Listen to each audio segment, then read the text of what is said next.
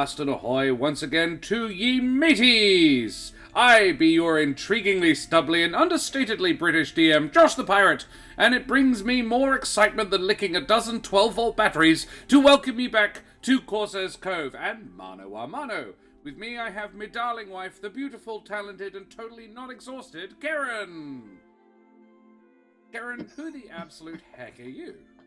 Oh, I'm married to a filthy fucking liar. That's what I am. I'm Karen, the perpetually exhausted, and for some strange reason, itchy on this hand. You can follow me on Twitter. I don't know why. Nothing is wrong with my hand. Or is there? I don't know. Maybe this is the start of a grand new adventure. Anyway, I am a performer and a writer. You can follow me on Twitter as Mother of Bunnies. I retweet a lot of cute bunny pics and then occasionally have feminist rants, which is fun for me. And yeah, I am also a burlesque performer. You can follow me on Instagram at Miss Lola Moore. And you can catch me at Kalgoorlie Pride at the end of October. Me and Josh have taken the puppets down and we're going to be hosting the Up Late Poetry Slam with Yusuf and Layla. It's going to be cool. Brad is going to whip out some poetry. No, Bruce is going to whip out some poetry Bruce as well. Bruce is going to whip out some poetry. I have to sing, so I should probably practice that. I should probably remember the poem. We've got to the end of October. We've got time. Yeah, it's fine. Yeah, it's fine. It'll be fine. It'll be fine. And Madame and Monsieur, Dharma und Herren of beings of indeterminate gender and persuasion, I be Josh the Pirate. You can find me here on my channel, Corsair's Cove, which I run with my lovely lady wife, where we play D&D. But you know that because you've done that already. Well done. Keep doing it. You also can find me at Kalgoorlie Pride, as previously stated. And if you like the majestic voice, but you think I could stand to tone the face down a little bit, you can check out the podcast There Be Dragons, where I play the infamous and deadly pirate Scan Felspar and his little dragon, Grosh. And tonight I will be DMing this 1v1 D&D session. Mano a Mano is back, ladies and gents. I don't care how tired we are, we're doing it! I have been on set for nearly 20 hours of the last 36. In between the two of us, we have been on film sets for the last 4 days. Yeah, and I was offered one tomorrow, today. And I was like, hard pass. I will go and do some weeding for a little old lady instead. That is my income for tomorrow. I will make $60 weeding Allie's garden. Karen, tell me about the Ukrainian people. Oh, the Ukrainian people are having a bit of a shit time, Josh. It was in the news a lot earlier this year, but a lot of publicity's kind of faded away. Unfortunately, the chaos in Ukraine has not. And a number of Ukrainians, some 11 million Ukrainians, last time I checked the figures, are now refugees who have had to flee the violence, which is obviously a pretty shitty and horrible situation to be in. So the link in chat is for the Emergency Action Appeal. This is an Australian charity collaboration to raise money specifically to help those who have fled the violence for safety. They have raised over $4 million so far, so if you have any spare pennies rattling around your digital wallet, please do follow the link in chat and toss it their way. They will appreciate it very, very much. And if you have already donated, good for you. I bet you have a great sense of style. And a nice ass. Oh yeah. I hear donators have a really good ass. Probably true. I must also remind our excellent, terrific, and if I may say so, really just marvellous and nice-arsed audience to please like, follow, and subscribe to all the things, you bloody champions. We have all the exclamation mark socials. You can check out our YouTube here, which is fully up to date. Other than Tuesday night's thing, because I've been on film sets, basically, that stopped. And you can join our Discord. There. Like the wonderful Foxcall did recently. Other people have too, but Foxcall did a really nice thing because he wrote me a really lovely message. You resemble that remark. Yes, I'm sure the Maharishi's ass is lovely. I've actually never seen the Maharishi's ass, but I'm sure it's marvellous. The Maharishi, and maybe their ass as well, will be joining us for our charity stream, which is the other big thing we've got coming up next Sunday and Monday. So not this coming one, but the one after. I don't have to freak out a bit that much yet. I was about to say, it's this weekend? No. And really cool news, as of this morning, we will also be joined by Wabbajack Wagon. which I'm very excited for because I haven't seen Wabba in a good long time, and it's very nice to have that. Maharishi and Wabba will be in the same game, DM'd by the fantastic Tony Karlstrom, and also featuring the lawsmith, lawwright, Ardana herself, and Daria, our wonderful channel artist, and Des Johnson from the Eldritch Scribe. It's going to be a heck of a game, that one. We also have Dreaded GM. The GM's Workshop will be joining us as well for a game. Jack O'Brien will be running some Pulp Cthulhu. Very cool. Dread is going to be running a Tales from the Loop game. Karen and I are going to be playing one-on-one. A new game that Karen's never played called Last Shooting. Brendan and I have already tried it, but it's Karen's first time at it. What else are we going to be doing? Actually, I have a sheet. Why do I even have to remember? I have it written down. Yeah, you've literally got a list of Saz everything. the Meeple, Rach and Josh Hodges from Phoenixy Wacky are coming to play. Zedran, Dan O'Brien, Kato Sullivan, Mike Moans, Woots of Wooten Forge, and Shannon of Paradise RPG. The soon-to-be mum, Shannon, is coming to play with us as well. Super cool. She's like, no, the baby's not due for 3 weeks. I may need to go up and walk around every now and again, but I'm up for it. And I'm like, heck yeah. And then we will finish it off with the penultimate episode of Midnight and Madness. Very cool, very exciting times. So that is very, very awesome. We will be going for 27 plus hours. And I've just demonstrated that I can maintain focus and concentration for that long, so that's really nice. It's like a good test run being on a film shoot for 2 days. And I've got some of the wonderful prizes that we have been sent by our fantastic friends at Roll with Advantage. There, we've got some stickers. I like the little griffin sticker, and you can see behind him the little owlbear sticker as well. They're super adorable. And then there are 11 sets of dice in this box, which go out to amazingly lucky people. Saz the Meeple and John the Dragon from Meeples and Dragons will be sending us some glassware as well, and that is what I have been playing with for the last 2 days. I was on a shoot for their new promo stuff, so I've got a sneaky peek on what's going on there, which is very, very cool. I got to handle some of their tumblers and some of their tankards, all with etched engraved designs on the glass itself, each with specific to their class, and I kind of want the DM box. Kind of want the DM glass, I'm going to say. Although, actually, I think of all of them, my favorite design was the Druid. It's got like 2 menhirs, and then it's got an eagle in the middle. And then some vines. And I was like, that is sick. It's just a really, really pretty image, despite never really having played a druid for an extended campaign. And I was like, I like that one. The cleric one looks like ovaries, I'm going to be honest. It's a scale. It's, but it looks a little like ovaries. Just gotta say, Josh, your birthday is coming up in a couple of weeks, and I haven't given my family any suggestions for gifts yet. So you can totally lay some put in an order for that. Yeah. So very cool and exciting things are happening in the future. We have also been promised a couple of prizes from Wooten Forge, which brings me neatly on to our amazing affiliate link for them. So if you want to purchase yourself some beautiful handcrafted wooden tabletop accessories like this blended thing, save the ovaries. Will no one think of the ovaries? I actually think this. Why will no one think of the ovaries? Don't think of the children. Think of the ovaries that produce them.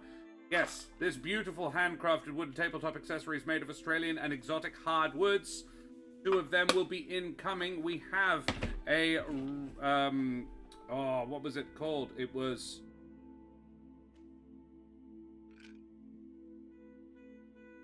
I think it's the same thing you've got. The kind of wood. I'm trying to remember the kind of wood. Maple, wasn't it? No, it's a she-oak. It's Australian she-oak. She-oak Dice Keeper and a she-oak Adventurer's Chest. Thank you, Aaron. Yes. Wooten Forge corrects me. Yes, those are what is incoming from them, which is incredibly generous. And we will have it next week for this stream next week.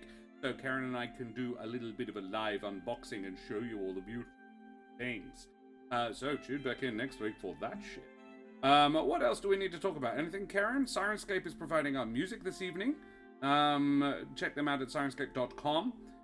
And I think we need a small recap.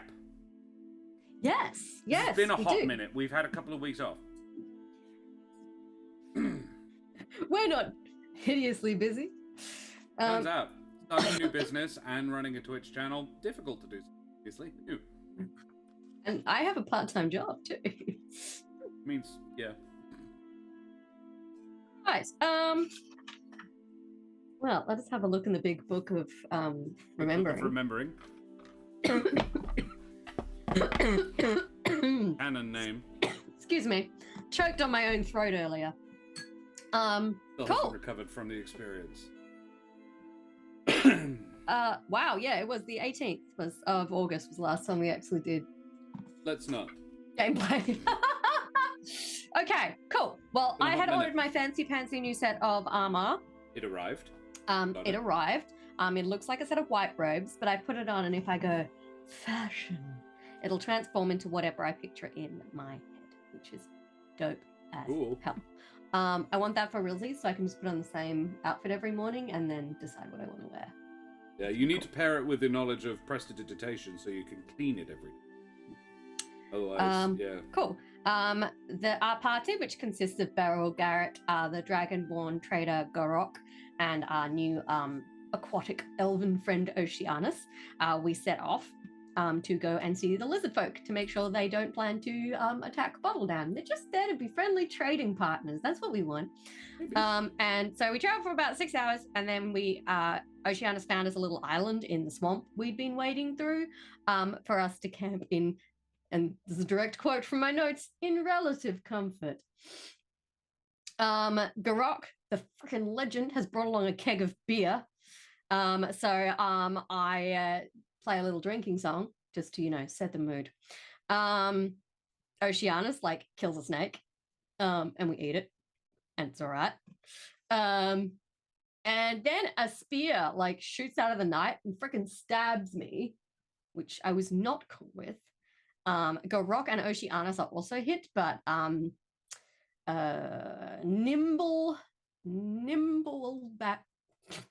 Garrett manages to dodge the downpour of spears. Sure. And I'm like, sleep! And 3 frogs fall unconscious in the water. So we get attacked by bullywogs.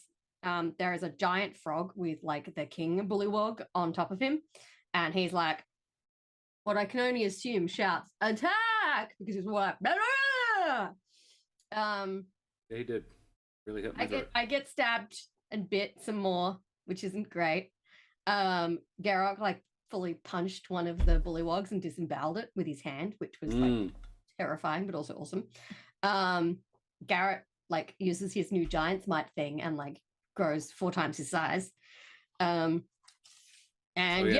more frogs appear, and we're just kind of killing them. And there was a shaman frog. I make I explode one of them with shatter, which is that was dope. Oh yes, Welkin. Welkin was the name of the frog because it was someone bought it in chat. Yes, that's right. Yeah, someone bought the name Welkin, and there was a surname that I didn't write down. Sorry, whoever did that. And yeah, I exploded one of his mates, and he got knocked over, but didn't go down until Grok stabbed him. And then technically speaking, he was a bullywog croaker. Ooh. Well, he did croak. And then the king starts riding in on his big frog mount to take us down. And he's holding a helmet full of gold. That's right. He tries to intimidate us first. He's like, which we assume means get the hell out of my swamp, you bastards. And we're like, stop killing my people. We're not getting out of your swamp now. You tried to kill us. Which is a valid response. And by this point, the frogs I sent to sleep have woken up. So they and a few more kind of come into the fight. I cast Shatter on the king, but it doesn't kill him, and he stabs me, which is kind of fair. I love my notes sometimes. Garrett yeets a frog with the flat of his blade. Oh yeah, because he's giant now. Yeah, so he smacks one of them and just sends it flying across the swamp, which was pretty great. Batter, swing. Yeah, I heat metal on the helmet full of gold, so the king drops it. Yeah. And then knocks me prone because he's a dig. And then his frog mount bites me, which is super nearly weird. ate you. Yeah, he nearly ate me. I nearly got ate by a giant frog. But wouldn't be the first time in one of my channels. It wouldn't be the first time in one of my games. Garrett like tries to set the king frog on fire, which doesn't work. But then I cast Shatter, and he implodes. So it's a dramatic end to the bullywog battle. And all the non-bullywogs flee once the king is dead. All the like fighting ones who are just watching, because a bunch have just come down to enjoy the show, and then they're like, "Oh shit, the king's dead!" Got the hell out of there. Well, they were the king's court. Yes, that's right. The king's court came down to watch the fun, but then he died, and they were like, "We should probably go. We should just go."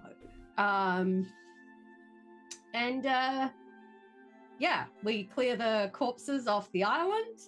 We cut the legs off the giant frog the king was riding and cook them with a little beer marinade, because we're those kind of people. It's established canon. That's how she cooks now, mostly with beer. We gather up 325 gold pieces. And I can tell that the helmet is magical, but I'm not sure in what way it's magical. I have some more details for you on that as well, in terms of the helmet is bronze rather than steel.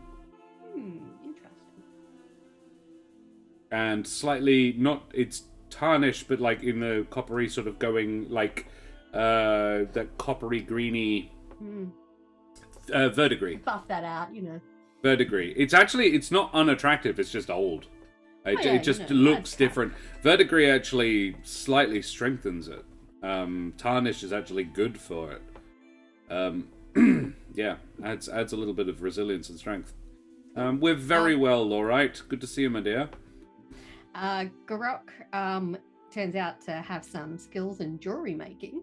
Because Garrett was such a boss during the battle, like growing massive and then yeeting bullywogs everywhere, he uses his jewelry tools to like pimp out Garrett's ring and make it look nice, which is very generous of him. He's a nice chap, Garok. Dwarven knotwork.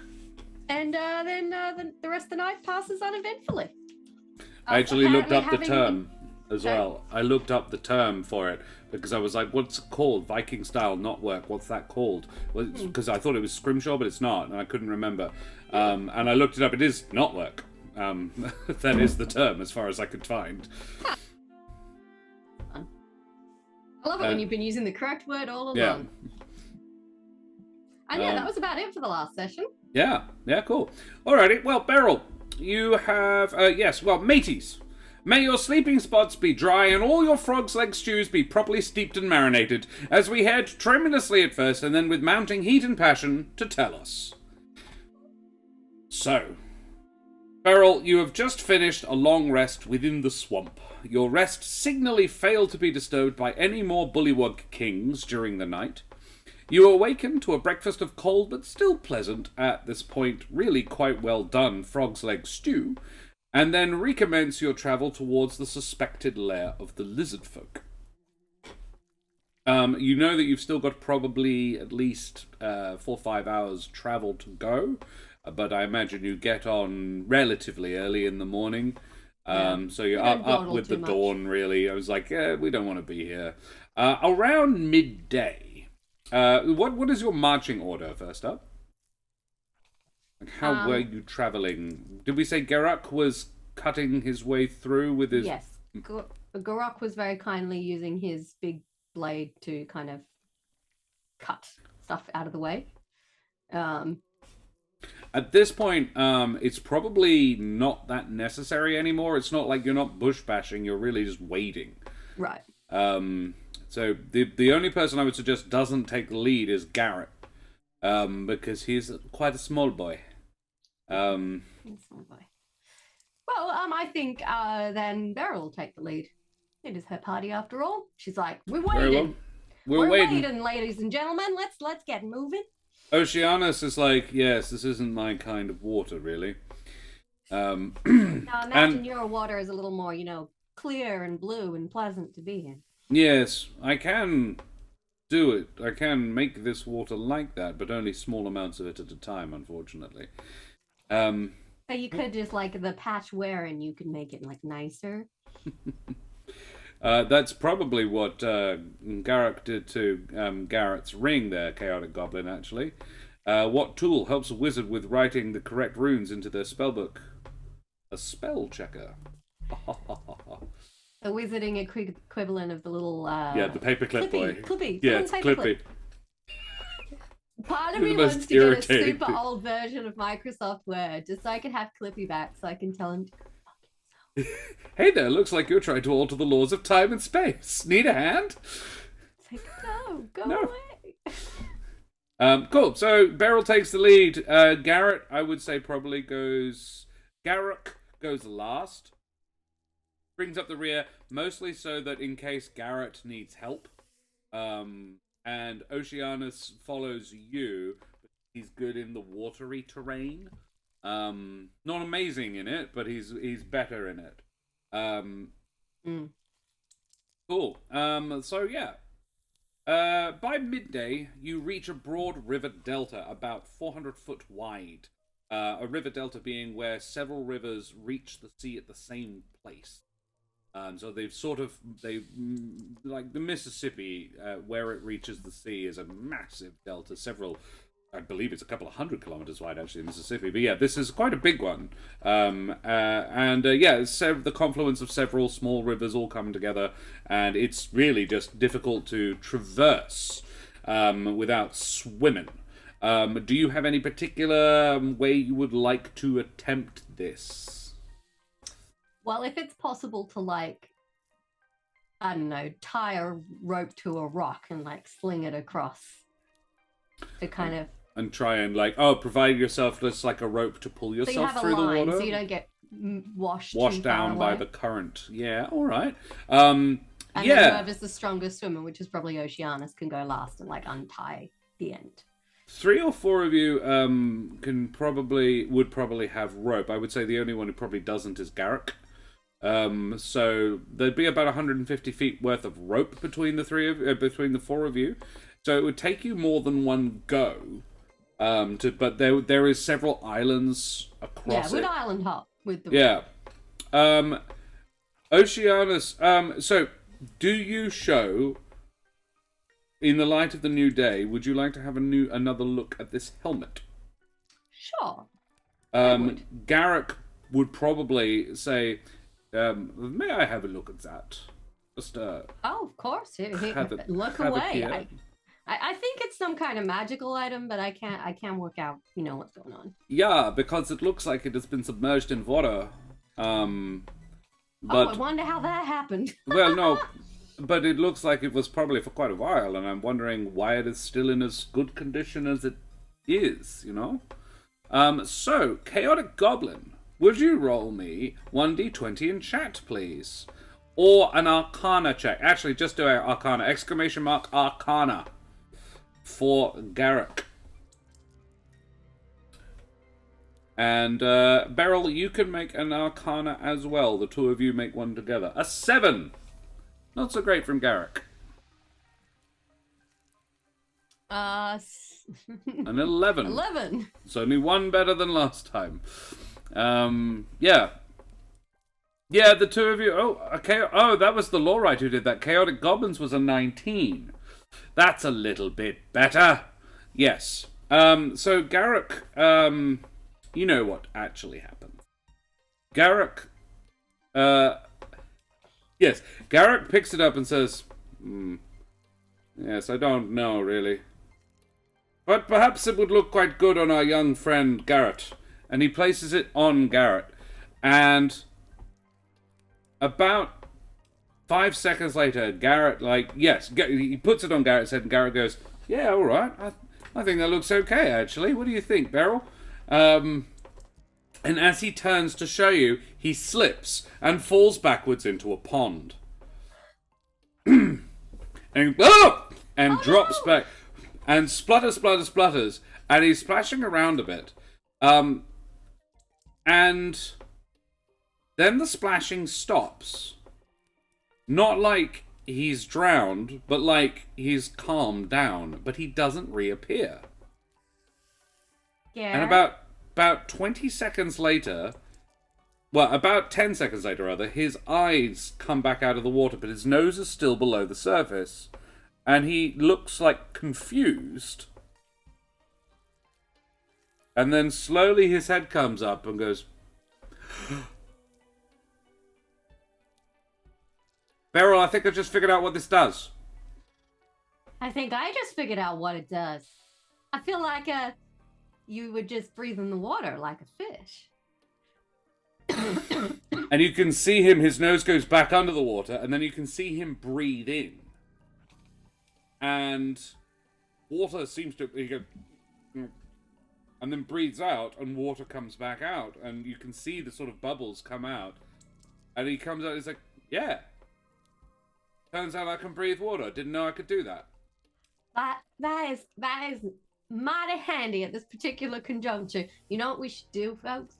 We should tie a rope to the helmet, and then we can each take turns wearing it and swimming across the river. And then we just tow the helmet back. Next person puts it on.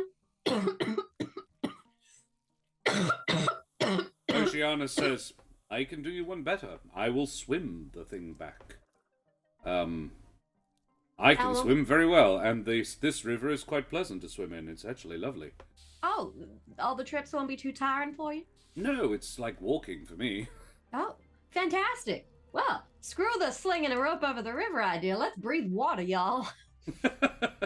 So yeah, Beryl, when Garrett goes first, he goes across with Oceanus first, and then comes back, Oceanus comes back, pops up.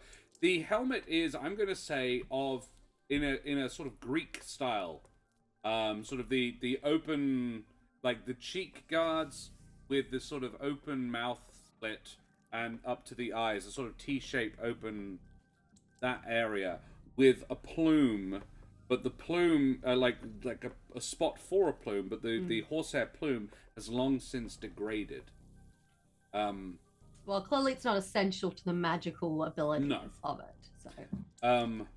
And yeah, as it gets put on you, you feel this sort of static run through you. Static electricity, this charge runs through you. It's not unpleasant, but yes, your perception of the world changes slightly. Not a lot, because, technically speaking, you could already do this thing. But you gain a dark vision with a range of 60 feet. But you already my have vision that. Has not changed. You also Wait, gain does anyone in our party not have dark vision? Garrett, I think. Okay, good to know. Garrett And can hang actually, on to wouldn't this. shock me if Garruk didn't either. I don't think Dragonborn have it as standard. Oceanus does. He's an elf. He can see in the dark. Yes. But yes, while you wear this brass helmet, you can breathe underwater, and you gain a swimming speed of 30 feet, as well as gaining dark vision. That is dope. Pretty neat. It is an uncommon, wondrous item. It's neat. It does require I know that thing's attunement. probably worth a shit ton of money, but I don't care. We're keeping it. Yeah.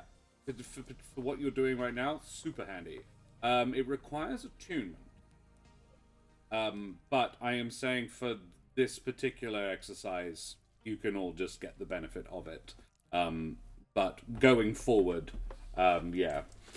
When it's my turn to swim with Oceanus, I will be like, hey, Oceanus, I just realized that now we have this magical water-breathing helmet. I can totally come with you and see your town. Oh, yes. If the invitation is still open. Of course. I've never been to an underwater city before. It sounds amazing. Well, yes. Splendid. Well, I would love... I'm eager to show it to you. Perhaps after we finish our current adventure. Obviously, you and Garrett will have to take it in turns. And you're having this conversation whilst swimming at the same speed. Actually, yeah, you can swim faster than you can walk. You are swimming at the same speed he can, and he is mildly impressed. He was like, it's pretty good, isn't it? You can keep up with me. I don't know many land folk who can swim this fast. How was your swimming before? Very average. Oh. I gotta say, it was very average. And it's almost like you are being propelled a little bit through the water. I think this manifests. You swim in the way you normally would, but it just is way more effective. It's like how Kevin Costner swims in Waterworld. There's sort of like there's this flip of action he does. He's got this dolphin kick going on. I was waiting for the Waterworld reference. I was just like, it's gonna happen. He's got this dolphin kick when he's got webbed toes, and it just like does not have. There's no way that propels him that well. But this is very similar. There's no way the way you're swimming propels you as well as it does, but it does. You just shoot through the water at 30 feet per 6 seconds, which is pretty quick. That's where all the budget for Waterworld went. It was on teaching Kevin Costner to swim in that a well, magical, fast way. Yeah, that's true. If anyone in chat has watched Waterworld, please I'm sorry for your wasted time. If you liked it or not, because I think it's absolutely ridiculous. And Josh, as you can tell by the look on his face, adores that movie. It's dumb. I love it in the same way I love 13th Warrior and Hunt for the Red October. I don't love it as much as I love those two movies, though. I want it on record. I love it for the boat. And actually not the worst kind of apocalypse, if you think about it nowadays. I wouldn't mind that. Like, most of the shitheads are dead. Yeah, I wouldn't. Most of the shitheads are dead. Have you forgotten all the crazy dudes on, like... Oh, yeah, new shitheads have replaced them, but most of the shitheads I know at the moment are dead.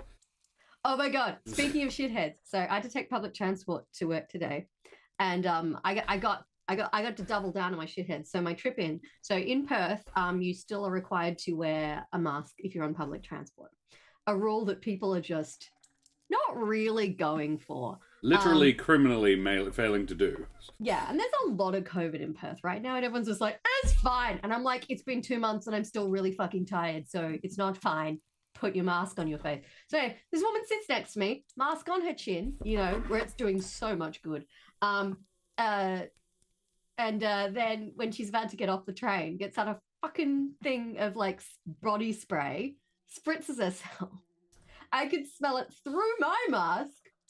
And then, like, gets up and leaves. And I'm like... How about not in an enclosed environment? No. Like, there was quite a few people on the train as well. It wasn't like there was no one else in the carriage. And then when I was driving home, there was a couple who clearly just done some grocery shopping because they had bags with them. And they were eating pistachios. So, obviously, again, not wearing their masks properly. Because you're not allowed to eat on trains. Yeah, you're not meant to eat on trains either. So you're meant to be wearing a mask and not eating. And yeah, masks fall down, eating pistachios. And then they get off at the stop I get off at. And as I'm walking behind them, the woman like subtly just throws a handful of pistachio shells onto the ground. Like, and she was clearly trying to be subtle. No one will notice. No one would notice, you know, a handful of pistachio shells just skittering away over the fucking paving. I'm just like, there are so many bins. Yeah, there was a bin like 2 meters in front of her. And I'm like, what is wrong with you? There's no reason for you to be terrible. It would have been so easy not to be terrible in this situation. It's a similar deal as people who don't put the trolley back. If you don't have a good, like, if it's raining, sure. If it's raining and you're not parked close to the trolley rank, fucking sure. But there are levels of it as well. It's alright, I won't, but I'll put it here where it won't be in anyone's way. And then there's fuckers who leave it like in the middle of a parking spot. I'm like, do you fucking mind? Yeah. Was that on our sins list for Paparotica? I think so, yeah. Yeah, it's called the basic test of civilization.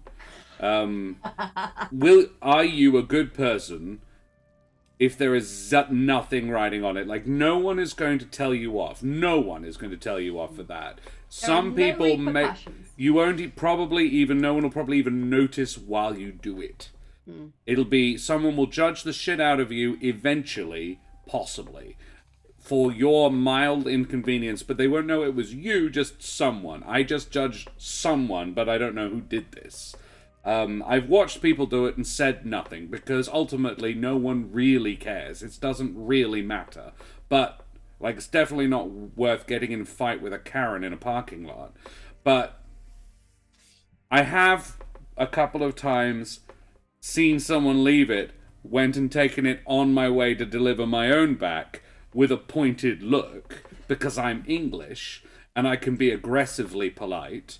I once even said, when I looked like she was going to ignore it, just leave it, I said, would you like me to take that bag for you?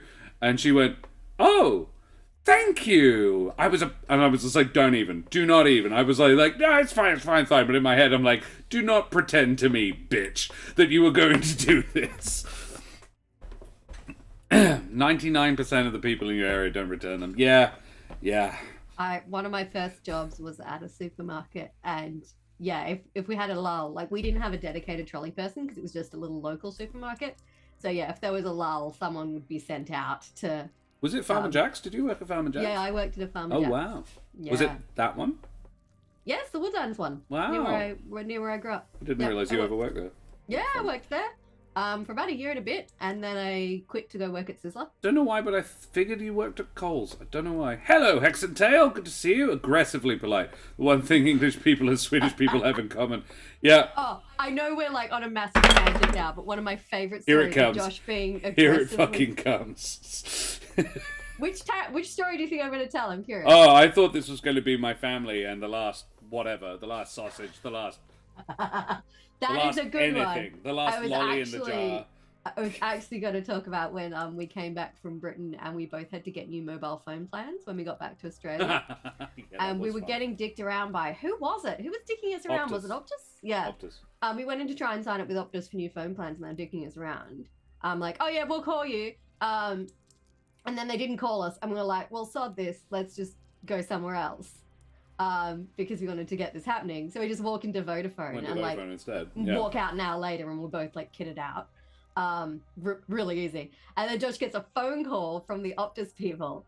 On my new mobile. On our new thing. And so we can sort this out. And Josh is standing there on the phone just going, oh yes, well, unfortunately, I'm sitting here holding my new iPhone whatever that I just picked up from Vodafone. They were able to deal with it immediately. So it was really very convenient. And just goes on this, you know, and at no point were you rude to this woman. Nope. You were absolutely told her to fuck off. Yeah. And I was just watching it with my jaw. Like, I felt a little sorry for her because it wasn't her fault. But also it was very, very funny. And technically you weren't rude to her. I wasn't. Technically. You were not rude. Because I loved it, yeah, because you commented, because my parents listened to this interchange as well, and you commented, wow, I just loved listening you tell that person to fuck off. And my dad was like, no, he didn't, he was very polite. And I said, yes, this is a skill I learned from you, how to politely tell someone to fuck off. It's the joke, isn't it? Like, it's an Australian thing as well, you know, if you're really polite to someone, it means you probably don't like him, and if you're like, yeah, fuck off, cunt, means you really like someone. Did you can you not? Fuck off, C word. No, yeah, that one. That's why I muffled it. Okay. I did enunciate it clearly. Rock's full, Beryl dies. The other thing Josh's family does is, yes, if there's one thing of something left, it's this circle jerk of, oh no, I couldn't possibly, you have it. Oh no, I couldn't possibly, you have it. And then they all do this, and then I just eat it because I'm tired of listening to them all. I'm going to retaliate with a bunch of Australians I was hanging out with today, and they were doing it. I had the last fucking chicken wing. It was lovely. My okay. Habits are... Oh, wait. The Lord. One of my favourite examples of passive-aggressive ignore a problem non-existent that Swedes do happened at West Pride in Gothenburg a few years ago. Okay, I definitely need the back half of this story. But for anyone who just joined us, technically, we're wearing a magical helmet and swimming across a river. You are. So greetings, Hex and Tail. That's what's happening. Beryl has just discovered that the helmet that she found yesterday full of money is actually magical its own self and worth significantly more than the money she found in it. But I ain't selling this. No. So, Oceanus and Beryl are swimming. Apparently, well, they get to the other side. Garrett is there, sort of dripping, but otherwise reasonable. GM's workshop is, Jesus Christ, raiding with a party of a lot. quite a lot of people. Hey! Hi, guys. Here's Welcome. Dante. Greetings, everybody. Yes, we are Corsair's Cove, and we go on tangents a lot. The mind's You eye, just GM's missed the Workshop, tangent. LaBuffin. Hey, LaBuffin, Future Maniac. Potatoes in chat. Favorite raid emotes up there as well, guys. Thank you so much for the raid. You I want bloody more champions. potatoes than Mark Watney grew on the moon. Welcome, fellow Rift Raiders winner. How are you, Rackham? Good to see you, mate. So, yes, catching up our raiders. We are Corsair's Cove. We play D&D. Josh the Pirate and the Mother of Bunnies. Exactly right. I'm so pleased with today's Tailspire session. We played the first boss. Ooh, you slew them. Cosmic Voyager, congratulations. I played it. So do I. Love the Mark Watney reference. Great folks, book, late for great work. film. Love Very it. We'll always watch again. Every now Tell and us again, about- one of us is like, let's watch the match. Tell us about Speak Like a Pirate Day. Well, if you like. Yes, we have a very exciting event coming up in the next couple of weeks. International Talk Like Josh the Pirate Day is our International Talk Like Josh the Pirate Day charity marathon coming up on the 18th and 19th of September. So in about 10 days from now. 10 days For us. exactly. 10 days exactly. Not just Slay, we kaboomed the boss without him even attacking us. Woo! Nice. Rule of cool. Love it. So yes, guys, we have some incredible players coming to play games with us. We have some incredible games that we are going to be playing. Quite a bit of 5e, but we're also going to have Tales from the Loop. We will be having a game of Call of Cthulhu, the first ever Call of Cthulhu game on this channel. We will also have Mutant Chronicles. Tony Karlstrom is coming back for another one of that. We will be joined by some incredible players. Kate O'Sullivan, Mike Moans, Aaron from Wooten Forge, Shannon from Paradise RPG, Ardana from The Lawrite, Des from The Eldritch Scribe, The Maharishi, and Josh Hodges from Phoenixy Wacky, GM's Workshop, Dreaded GM, Dan O'Brien, Zedran, Saz the Meeple, Rachel Fuka, and Daria, our channel artist, will all be joining us as well. Plus, Rach, Jack, Dan, and Ro will be back for the semi-final of Midnight and Madness, and some of my wonderful students will be joining me for a game of Eve, which is very exciting. GM's Workshop will be playing in a game of Tales of the Loop. We'll be playing in the Call of Cthulhu game with Dreaded GM, Cedran, Jack O'Brien as the DM, and Dan O'Brien, no relation, as another player. How exciting is that? We have nearly $800 worth of prizes to give away. It is insane. The Meeples and Dragons, Roll with Advantage, and Wooten Forge have all contributed incredibly generously to that. Roll with Advantage, find their stuff there, and Wooten Forge, find their shit there. I need another one for Meeples and Dragons. Guys, thank you so much for joining us. We are playing one-on-one D&D. Chaos Dante, thank you very much for the follow, you bloody champion. You can find us on our socials here, where we will be giving you more information about International Talk Like Josh the Pirate Day. You can find our YouTube here. And you can find our Discord here if you like the Dis of Chords. There's cute pet pictures. Cute pet And pictures. homebrew shit. And homebrew shit up in the Hung, Drawn, and Quartered. All of that and more. Yes, we play D&D on Monday nights. I run a Humblewood campaign. That will have a second Humblewood campaign. Will be starting up on Thursday nights. But currently, Karen and I are playing one-on-one D&D. The Adventures got of pre-releases Dwarven of- Bard Beryl Ingotsfury. Got pre-release of one D&D? I did not. No, one-on-one D&D. 1v1. Yes, DM versus So- player. For a layer of, kind of references, it would be cool if when one D&D is released, we play one D&D 1v1. Yes, obviously. Oh yes. God, I don't want to learn a new system. I barely understand this one. 1v1v1 D&D. But right yeah, now, totally. our heroine, Beryl Ingotsfury, the Dwarven Bard and sometime Diplomat, is on her way to see if she can't wrangle a peace treaty or just figure out what the hell these Lizardfolk are doing in this swamp near Bottledown, which is my world's version of... with her, she has her three good old buddies, Garrett, the halfling scribe. Actually, he's a fighter, but his profession is scribe. He's a scribe. He's just a Plus, handy he's a boy. fighter. Yeah. Oceanus, the sea elf, and Garrick, the draconian dragonborn, the copper dragonborn, copper dragon, Yes. or bronze, Bronze. The bronze, Because he but can his breathe scales fire. are sort of a reddy bronze. Mm. And yes, he is a merchant by trade. And he was I'll take that. I'm actually wearing the yeah. So yeah, no, I'll take that. Yeah, you look a bit like I can't remember actually his do. name. Yes, likeness and voice. I can't remember his name. That's gonna drive me crazy. Plays the person who played Because he's a British actor. He was in Cloud Atlas as well. Was he? Yes, he was in Cloud Atlas. Well, I'm like 99% sure he was in Cloud Atlas. I'm gonna be real embarrassed if he wasn't now. Oh, that's wasn't that? No, in Star Trek. Not in James Bond. I just want to scroll back quickly because Adana from the Lawrite dropped the other half. John DeLancey. John DeLancey. Yes, he was. Yes, I remember now. Yeah, because we were talking about being aggressively polite in certain situations, and this is the back half of the Lawrite story from Pride. Oh. This American preacher was standing in the middle of a mall, screeching something about pride being a sin. People were giving him a wide berth, completely not acknowledging his existence. The circle of ignore, great turn of phrase, grew tighter and tighter. It just auto-scrolled to the bottom, damn it.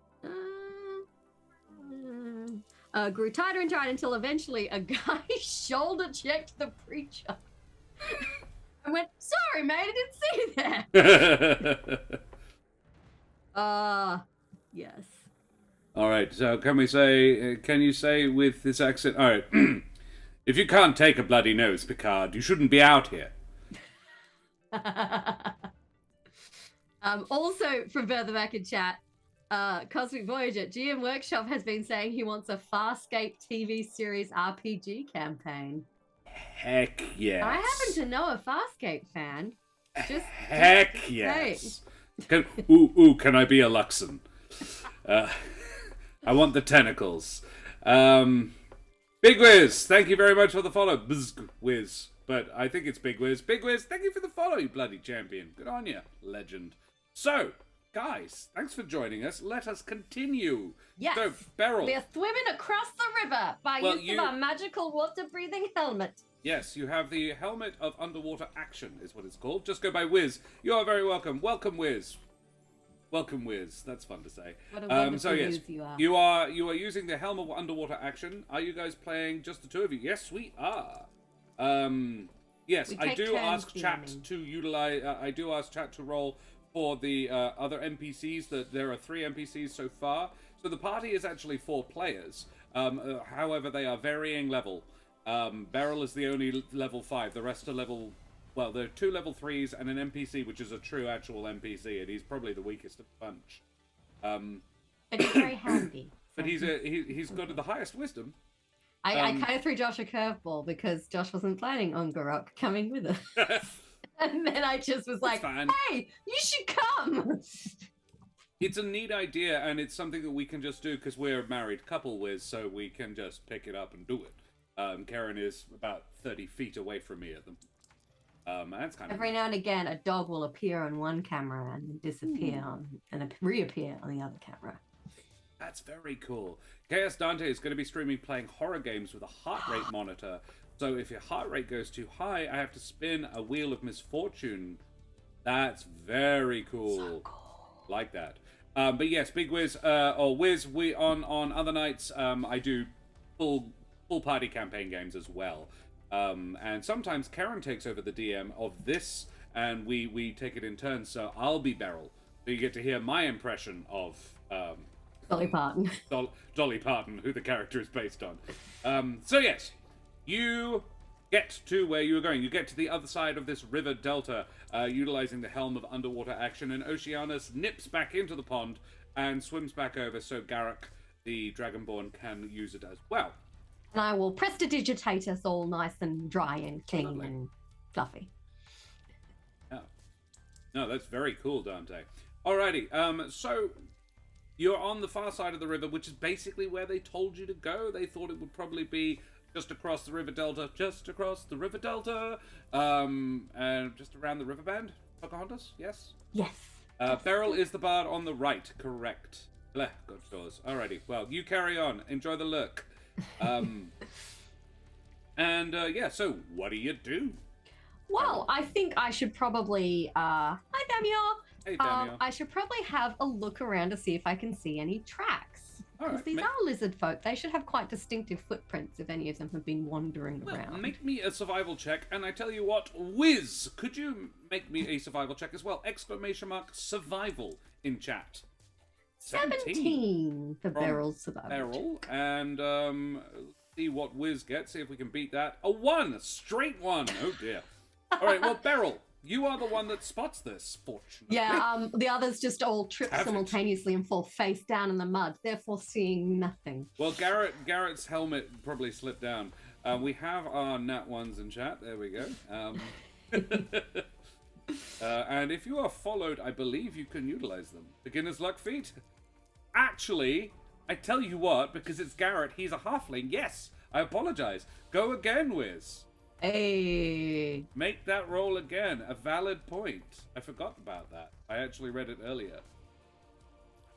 But Beryl does do quite well. Survival 19! Hey. Wiz! There you go.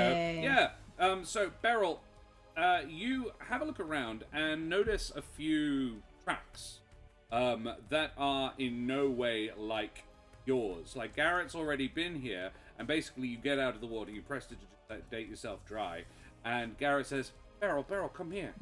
And as you head on over, waiting for Oceanus, you don't want to go too far from the emergence point. Oh, yeah. We're just kind of trying to work out which way we should be headed. Yeah, as Wiz has done it, Garrett says, look, I'm pretty sure those are Lizardfolk tracks. What do you reckon? Well, they certainly aren't human, Garrett, so I'm going to go out on a limb and assume that they probably are a Lizardfolk track. Do they look lizard-like? What's most key about them is that there is tail marks. And where the tails would occasionally hit the ground. So he seems to fall down in the mud, but with the soldier who stands back up on his feet, and having been this close to the ground, he sees it a bit better. Yeah. I mean, he's not very far from the ground anyway. He's only a halfling. But yes. So yeah, it's so easy to fall if you don't have very far to go. But yeah, Beryl, you as soon as Garrett points it out, you are easily able to track where these lizard folk have gone. Muddy, marshy ground is particularly easy to track things through, so that's relatively simple for you. And no more than a couple of minutes later, Garrett emerges from the river as well. His scales gleaming healthily in the morning sun. It's actually about noon at this point. Cool. Excellent. I will prestidigitate everyone, so we're all my gratitude. clean and dry. It's also worthy to know that everyone is speaking Elvish because our friend Oceanus doesn't speak anything other than Elvish. So everyone has just, out of courtesy to him, switched. Because he doesn't speak common. He is a sea elf. They don't. There's not much call for it when you live in the ocean. Yes, that's true. Oh man, I just in my head, Oceanus just turned into Jason Momoa as Aquaman for a minute. Which is not accurate. Sea elves do not look like Aquaman. No. Canon actually, it's humans who are warlocks.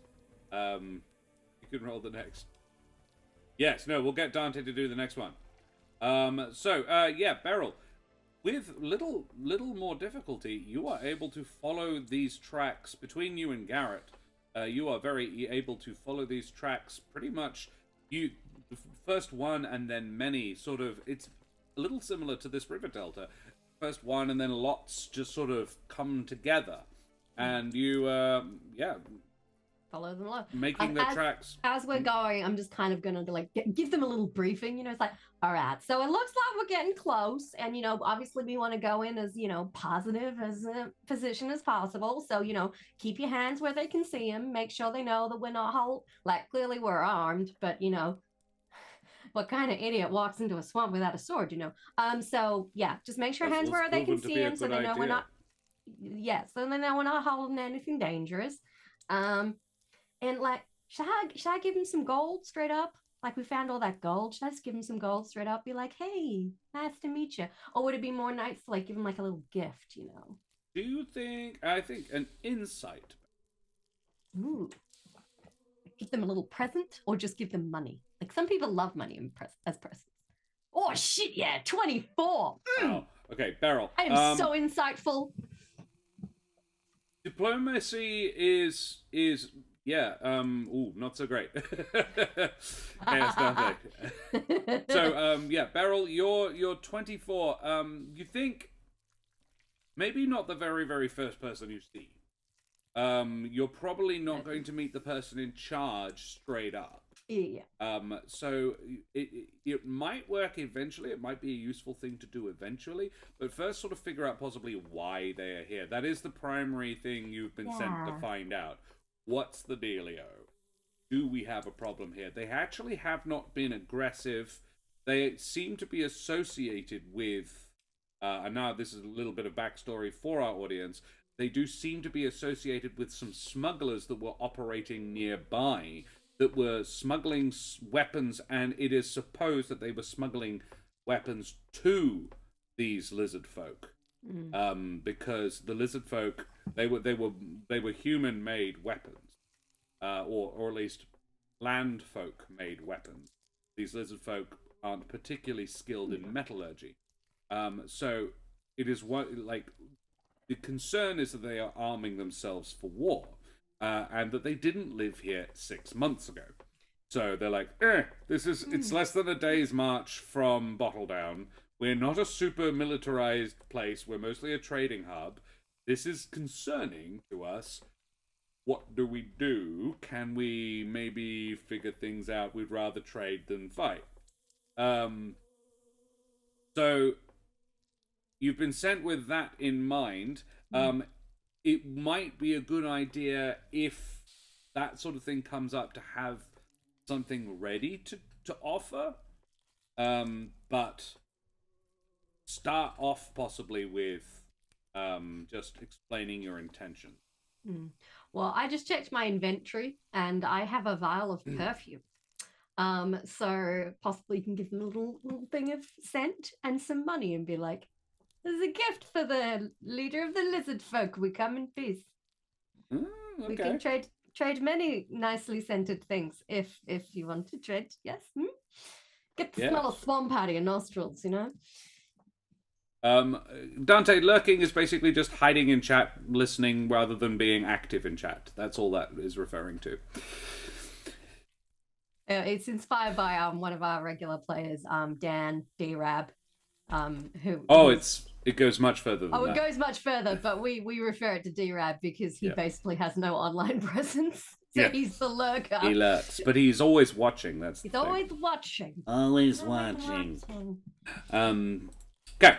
So you following these tracks is remarkably easy, actually. They don't appear to be trying to disguise their presence. Well, they're probably not expecting people to come looking for them out here. I know I wouldn't. But can I keep an ear out? I just if they're spying on us as we're walking up this non-concealed path, I'm aware that we might be being watched. All right. Well, then I think, Dante, we need a perception check in chat, please. ! Perception. Beryl, you can roll one as well. I will take Oceanus's perception because I think it's the best of the 11. lot. An 11 from Beryl. I'm too busy thinking about what gift I'm going to give them. Oceanus has a +1. Ooh. So a 5. Wow, 2 4s. Wow, okay. You do not appear to, there does not appear to be observers on the outside, and you have been able to spot a lot of tracks, but none that seem to be heading off in any direction other than this sort of confluence heading to what you spot, without too much difficulty, actually. You spot some shrubs and tall grasses concealing a large, stout wooden door. It's in a sort of a small mound. So it would seem to be the entrance of an underground cavern cave system. Well, not cave so much, but sort of it's a dugout set of tunnels. Yeah, second 4 in a row, but it doesn't matter because there actually wasn't anything to see. I'll tell you for free. It doesn't look like you are being watched currently. Is there a doorbell? No. Right. Knocking it is then. Very well. The door is unlocked, and you notice this as you knock on it because it slowly creaks in a little bit. Okay. Now, it feels like it might be a little rude to just walk on in there, so I might just holler, see if anyone. You knocked? I knocked a little bit. I'm like, hello. Make me a second perception check, and we can have another in chat from somebody, anybody. I don't mind whom. 19. Ooh, Beryl. Ooh, Beryl. Ooh, Beryl. 6. Wow, Dante. Man, the random number generator hates us right Dante is like the opposite of Omi. Omi always rolls big numbers. I know how they do it. All right. Okay. Gosh, yeah, you're not rolling great, Dante. Never mind, because Beryl got very well. Dante, you would love Mutant Chronicles because it's the reverse. Yeah, rolling low is D&D, good. So you want to roll ones. Yeah. I had the best time because normally I'm quite a low roller, and I just kept rolling like 2s and 3s. I'm like, freaking sweet. Still based on a D20, but yeah, it's under rather than over. You have a stat, and the higher the stat is, the better, because you're trying to roll under it. You are your own DC, which is quite clever, but it's also extremely involved. Alrighty, yeah, Beryl, you can hear some chatting, some sort of the rasping of lizard-like draconian voices from down the corridor. And it does sound rather like they may be coming towards you. I'm like, Karaki, are you all good to translate? I think this might be it. I am ready. Shall we step back a little from the door? Yes, we don't want to alarm. Ooh. Love Dragonborns. Karen plays a Dragonborn in a podcast, Dante, called There Be Dragons. Dragonborn is called Ryland Westfall. Yes. Like, I got told I could make any character I wanted, and the second I found out Dragonborns were a thing, because this is like my first D&D experience. Like, well, I'm playing a freaking dragon person. Yeah, this is the first character she ever built. I want to be dragon. A lesbian silver dragon battlemaster, who you have a picture of, a model of, on the top of your computer. I'm going to show everybody. Awkwardly stand up. Black with copper highlights. Acid? Yeah. There is Ryland. Her axe is broken. Oh, I didn't notice. She did fall off at some point while we were trying to sort out the computer. So I can build her a new one. I have to go looking for it. I didn't even realize. I feel bad now, but yeah, you can see it. Yeah. It's a little blurry. Yeah, there you go. There you go. Josh's mini work there. It's very pretty. Her name is Brandy. Excellent. Okay. Yes. So, boiling out of the door. The door is slammed open. The door is quite a big affair, and it's an unusual shaped door. It is about 6 foot wide, but also only 6 foot tall. So it's oddly, it's a bit of a shape. It's square well, it's door. like and a Hobbit big. square door. Yeah, but it's big. It's 6 foot. It's quite a large one, and large enough to let 2 lizardfolk out simultaneously. Her friends calls her friends hordlings. I like that. Yes, 5 lizardfolk warriors, all in sort of very not wearing an awful lot. 3 are wearing just loincloths, and 2 are dressed a little bit more fully, like with cloaks that are like almost leather ponchos more than anything else. It sounds like a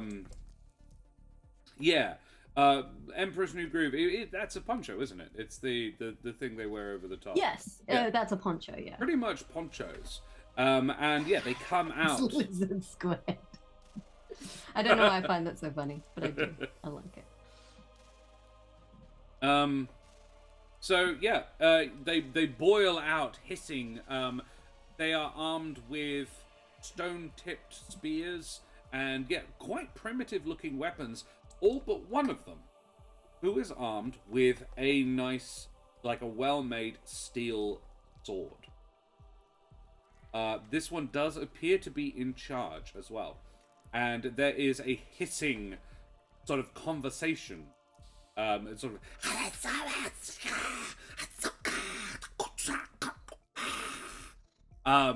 and I don't think I can maintain that very long. But quite glottal, like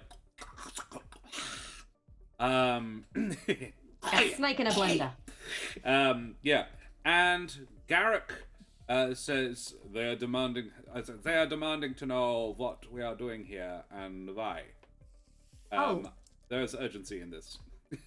Okay, I'll let them know that we've just come to talk because, they're new to the area and, we just wanted to see who our neighbors were.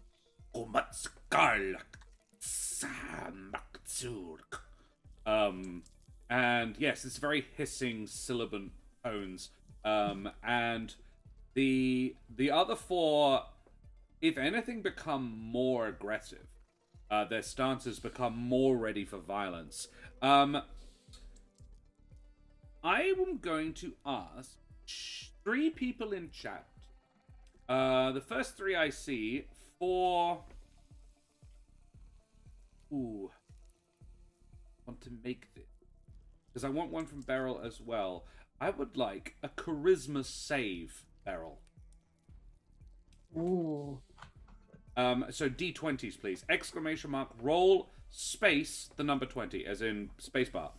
That would be a 23 charisma save from Beryl. I want, I will pop it up like this. Roll, space 20. Samuel got a 7. Ooh. Dante got their third 4. That's ridiculous. What the hell? Need one more. Samuel's was not great either. This one will be Garrick. A 19 from Beryl? Yes. That's good. A 23. 23 from Beryl. 23 from Beryl. Yeah, it's not coming up for some reason. That's my perception check at the bottom there. I swear on my mother's honor that it was a 23. Alrighty, I'm going to roll Garrick's because it's kind of important.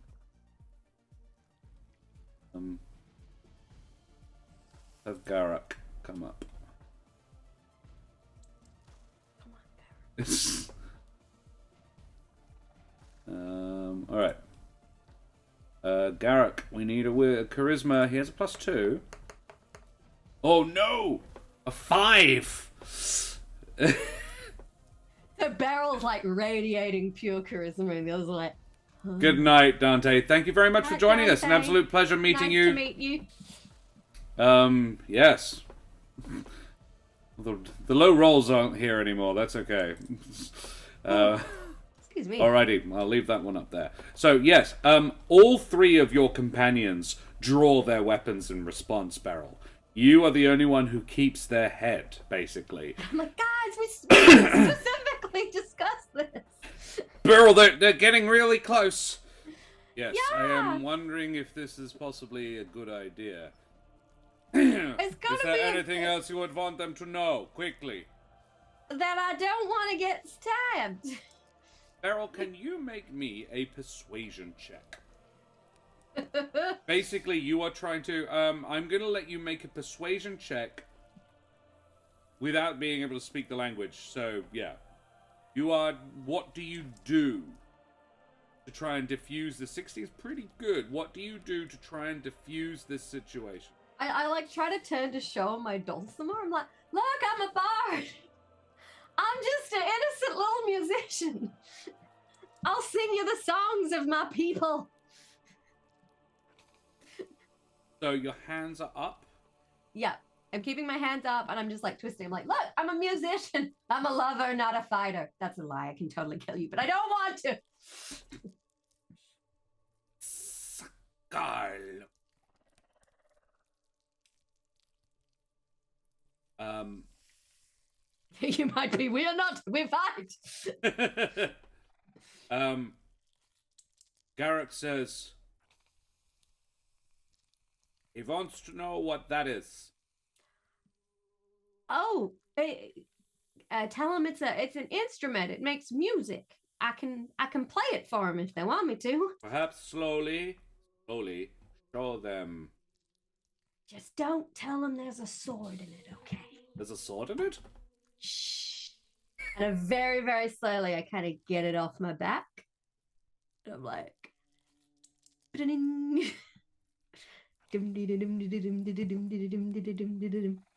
oh wait, I got an idea. And very slowly, I'll get out my panpipe, and I'm like, and Ratness appears and puff of smoke. Make me that Arcana check to determine how well you can control her. Oh, please let me be able to control her a little bit. So everybody, FYI, nope. Damn it! I wanted to make my rat dance for him. Beryl has a pipe of rat summoning that is also a +1 spellcasting focus. Puff of smoke, we fight! Make me a performance check, Beryl. Please let this be good. And yeah, even if Ratness isn't gonna dance, I'm still gonna be like playing my dulcimer and being like, yeah, this is fun. Look, I got a little rat buddy. Ratness, like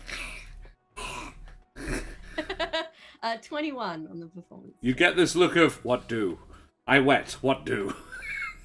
Of this the drench. Rat and a song. And I'll just start singing and the rat sort of prances on the spot, like, this is what I do, yes? Perhaps treats? As you play the song of your people.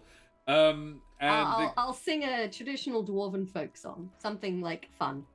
And the lizard folk, it's the high-pitched, the flute that sort of, they all perk up. And look, and the spears come and point at Ratness.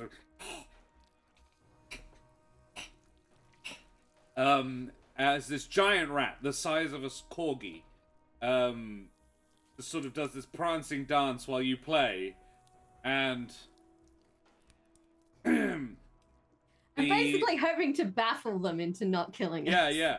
They look confused, I'm gonna be honest. Garrick says as much. He says, I think they are wondering what the hell it is you're doing, but it's not a bad way of doing this. And I like try and do like a fancy little like riff where I'm like, you know, lots of fancy finger work. Like I'm showing off now. I'm like, oh yeah, look how I can shred this dulcimer. Smack out another performance check.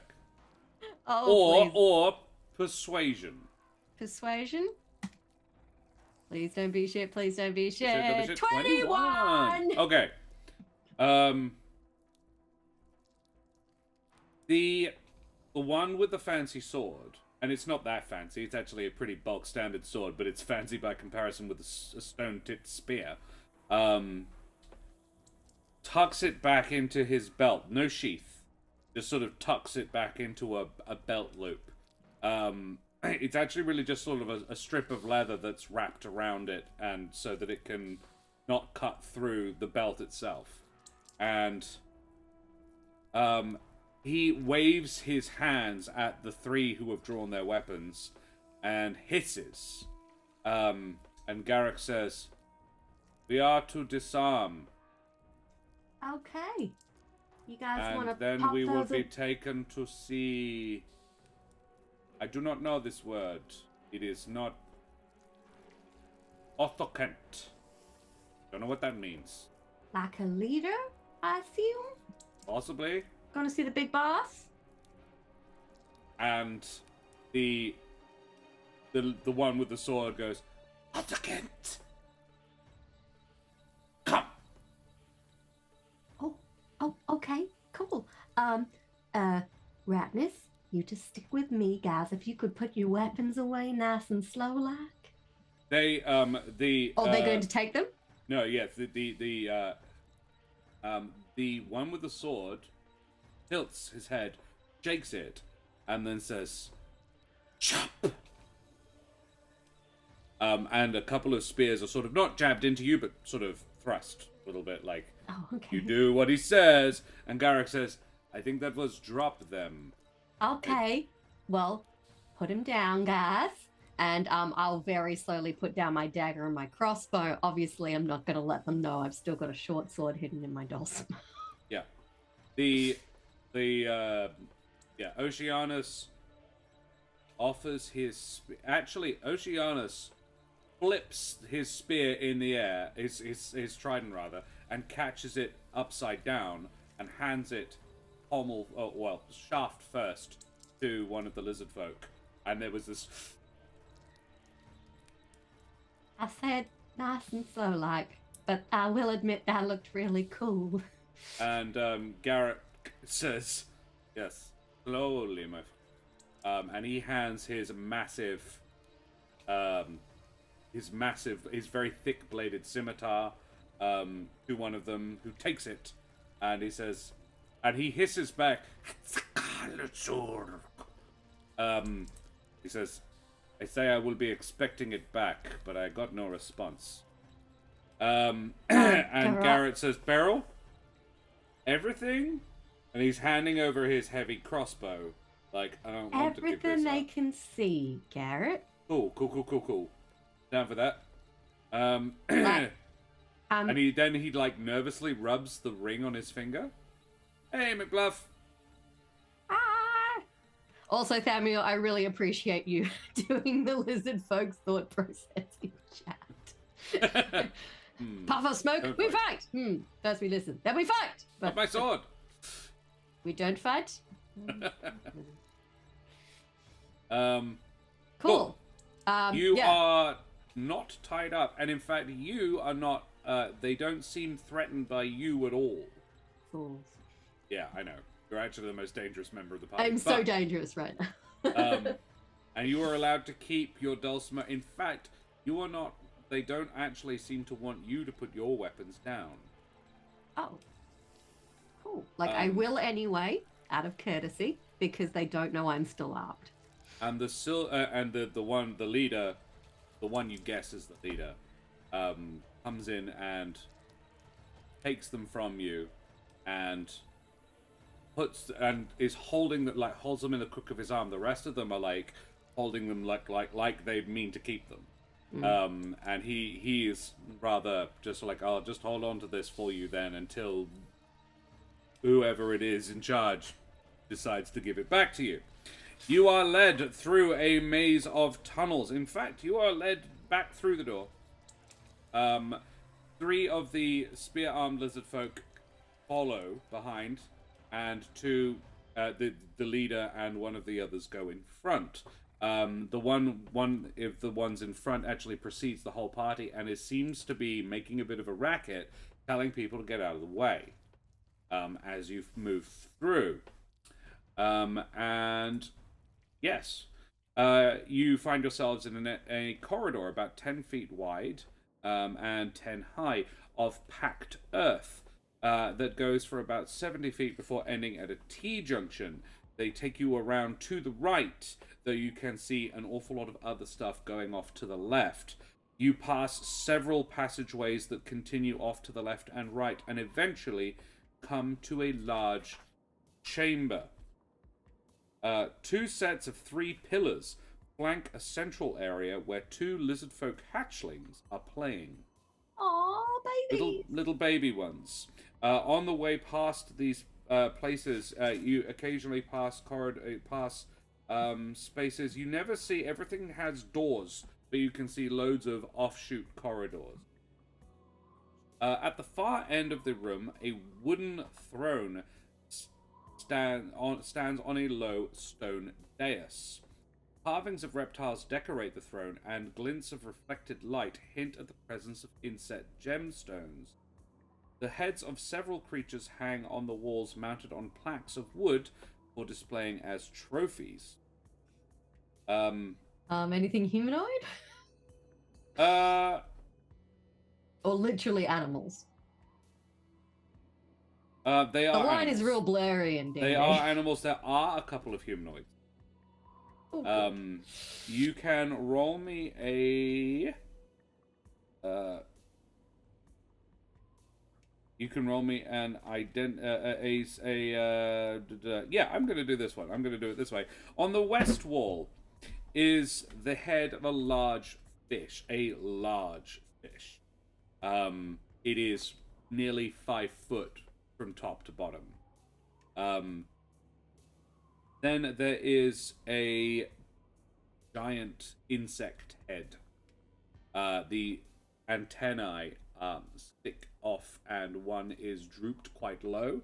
It also has huge, like, mandibles, like big pincers around its mouth. Then one is this large, leathery gray head with, you would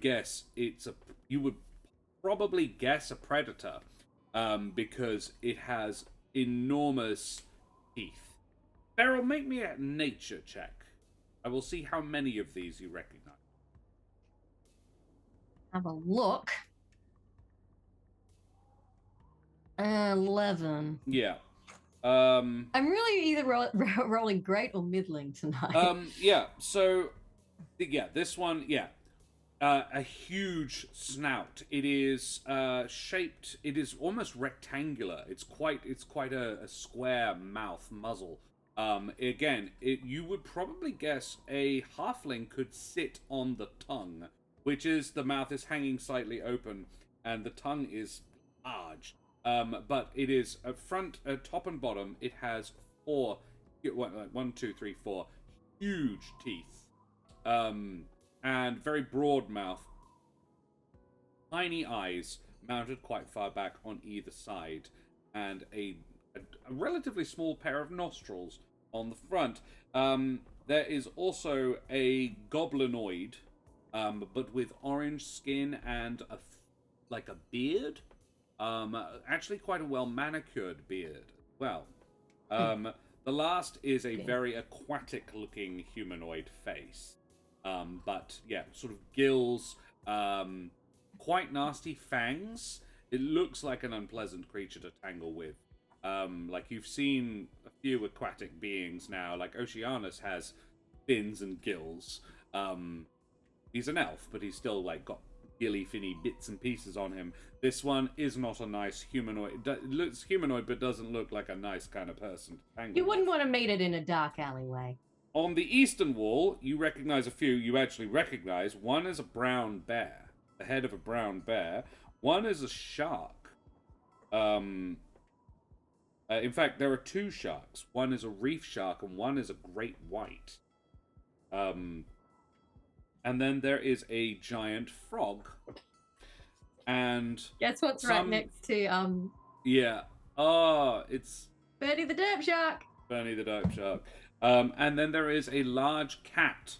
You've never seen one of these before, but it has a large ruff of fur around its head. It's like all of its fur around its head has grown out in this large ginger afro. But the fur on its face itself is actually quite short, tan fur. But Beryl doesn't know what it is. Just she wouldn't have seen one before. There's a couple of things that Karen would definitely know if she saw one, but Beryl doesn't know what they are. Oceanus would recognize a few of these things as well, and he is mildly impressed. The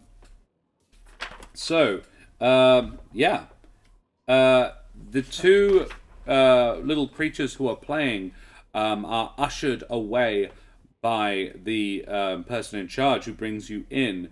And Garrick mutters, "He just told them to go and get their mother." Oh, we about to meet the Queen, do you think? Othkent! And you are none too gently sort of moved to one side of the room while the 2 little ones run out of the door you've just come in and turn right, heading in the direction that you haven't come from. There is a continued... one of your guards continued on down that way as well. So there is only 4 left with you. Though peering around the corner, you can see from the direction you came several sets of eyes watching you. It would seem that people have come out of their homes of various chambers and corridors to witness these strange newcomers. You are instructed by gesture to sit or kneel along the eastern wall, or along the eastern, in front of the pillars along the eastern wall. And would you do anything, say anything, be anything while you wait? I'll just basically say to us, let's try and keep it calm, keep it cool. I think we've gotten over the biggest hurdle, which was not being murdered on sight. About 2-3 minutes later, a quite impressive looking lizardfolk arrives. Let me just check my notes. See, this is where I wish I could draw, because I have a feeling there's going to be like a cool description of this lizard, and I'm just like, I wish I could draw. Well, I can draw. I just can't draw as well as like Daria can draw. So one of the yes, it's not what you imagine. I imagine a single lizardfolk comes in. They have a long staff tipped with a. It looks like crystal. It's a silver, like a geode. It's purple, not silver. And it's a rock that has been broken in half, and the inside is amethysts. It's an amethyst geode, and it's been tied in with twine and strips of leather to the top of this wooden staff. He is wearing a tabard of woven reeds and sea grasses in reds and greens, and a pattern is formed on it of a reptilian head in the center of this, and he marches in quite imperiously and hisses at you in common. Why you come?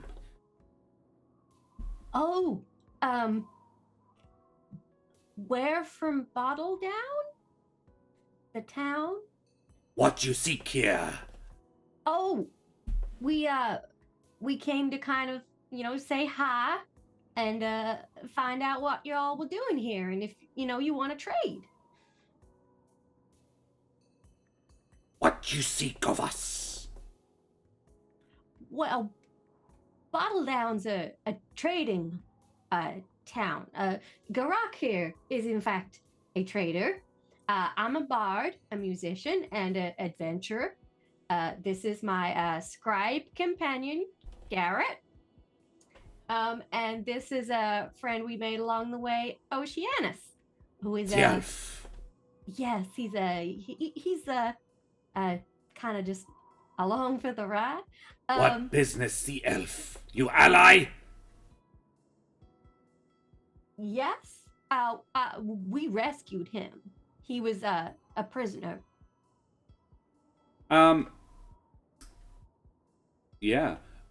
Would you like to, ask the DM anything during this interchange? There's nothing writing on this particularly. I'm just wondering. You got the impression that Arthur Kent, whoever that is female. Yes, and this is a man. This is definitely a male. What's kind of the reaction of the Lizardfolk guards to this guy? They are deferential, but not in... Make me an insight. Oh, the dice luck hold. Fuck yeah. Well, 22. Yeah, all right. Yeah. They treat this guy as somebody to be respected but not obeyed. Right. Cool. And I'll follow that. He is he didn't come in and say move. He came in and talked to you without asking them to move. You get the impression that whilst he is powerful, he's not in charge. Cool. He's important, but not in charge. Well, I will follow up my kind of step and say, oh, we rescued him. He was a prisoner that we rescued. I'll be like, who are you? What do you do here? I, High Priest of Semyonaya. Oh. And all 4 of your guards bow their heads at the name. And he gestures across his chest with his talons, indicating who you should be respectful to. I speak for them. Oh, Your presence here, not blessed by Semyonaya. Oh, I'm so sorry. I didn't know we had to do that. Is there like a gift we could offer Semyon for his blessing? Ooh. What gift you offer Semyonaya? I could sing him a song. Gift. Garrick would interject at this point and says, "These are very physical people." Oh, right. They want something a little more tangible than the joy of music. I'm with you. Okay. And I'll kind of, I kind of want to save the perfume for the lady lizard who I feel is going to turn up in a sec. Let me see what else I've got on me. You could make me a religion check if you like. It would be a Yes. very high DC, but you can if you like. Oh, yeah. 6. Yeah, I don't think I work you have out. no idea what Semyonaya is or who they are. Do we fight after all? I don't have much on me of value. Other than Do I have any buttloads of frog's money. legs left from our meal by any chance?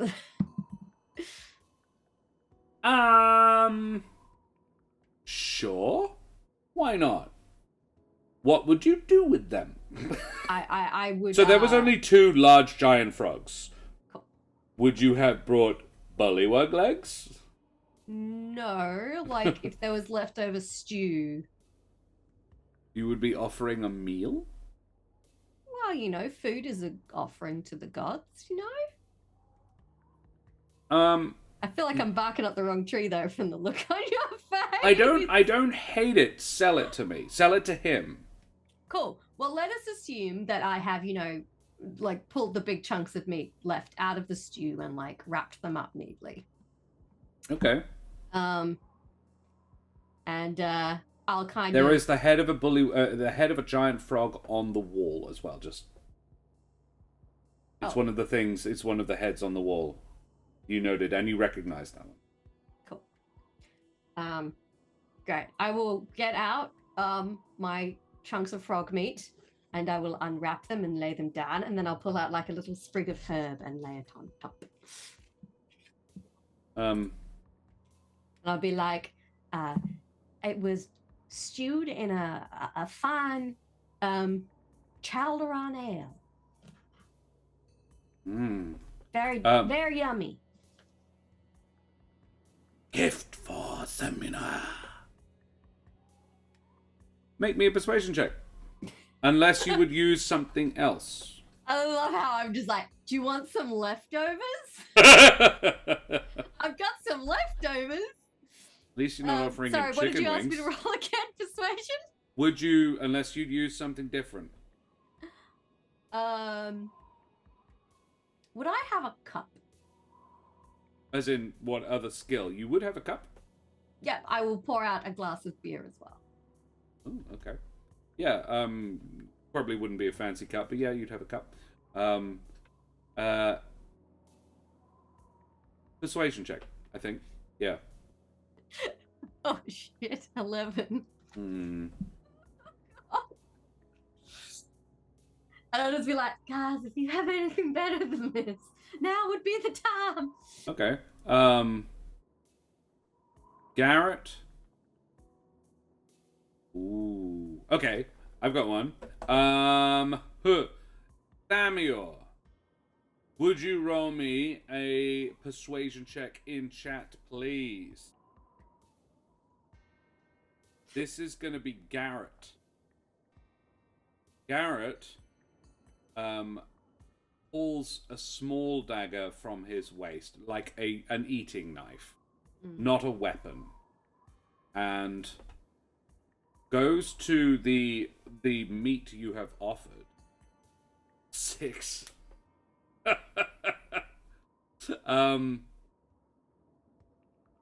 And made it through the front door, and now we're gonna stabbed to death for disrespecting the lizard god. He tries carving some runes into the meat. He carves the fire rune into the meat, and it bursts into flames. That's pretty cool. I think it's cool enough to deserve advantage, you know? So can we have one from Ardana as well, or the Lawrite, whichever is in chat? Oh, I just realized that with prestidigitation, I can actually add flavor to a material for an hour. Smell would be better, because he's not tasting it yet. Oh, okay, cool. Well, I will make it smell like freaking delicious. Okay. Well, then let's say you roll with advantage, so you can roll again. Like, basically, so as it bursts into flames, like the beautiful smell of, like, freshly roasted. Don't worry about it, Ardana. We have given Beryl the advantage with Garrett. Garrett's and Beryl's. I just rolled a dirty 20. A filthy 20. A filthy 20 as the DC. Huh? Was the DC. He is not an easy guy to convince. But you have just presented his deity with a delicious smelling meal. And for whatever reason, this has sold him on the idea. And he looks at it like, this ain't what I was anticipating you offering. I was really hoping for some coin, but... Oh. Like, and he hisses, quietly, and Garrick, like, hisses under his, and Garrick chuckles very quietly to, I'll tell you later. In fact, no, in Elvish he says, he was expecting money. Oh, that would have been way easier. Would he be offended if I gave him money now? No, this seems to be working. Oh, okay, cool. As he bends down and picks up the meal, you've lost your cup, because he's going to take that, and he says, Zemyunaya, like. I'll give a little bow. Like. Zemyunaya, may bless. Okay. Did you stay up that long? I didn't get to bed till 7 a.m. Oh, dear Lord. Micro-napping. Why did you stay up that long? Yeah, why did you stay up that long? Don't stress it at all, Ardana. We have the thing. We got the number we needed. So, I am not being murdered by a priest today. The high shaman of Semyonaya leaves you. In fact, he is just picking up this meat when a hissing, snapping...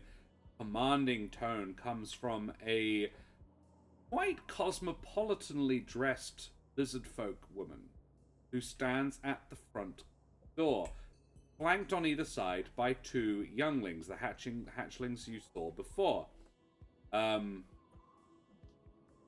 Lich flight took longer than expected. Fair enough. Lich fights do tend to do that. Yes. You could say it's a lich in the system. You could, but why would you say? Why would you? I'm terrible, and I am you're also funny, and tired. I love you. Yes, the Queen Othakent standing behind her. On one side is the lizardfolk with the spear who brought you in. I'm saying that you can differentiate between them. You might not really be able to tell one folk apart from the other. She has, where the shaman had, green scales with a yellow underbelly, Arthur Kent's is blue, an unusual color on a lizardfolk. You've now seen about half a dozen, and well, you've seen nearly a dozen, and you haven't spotted any else that are blue.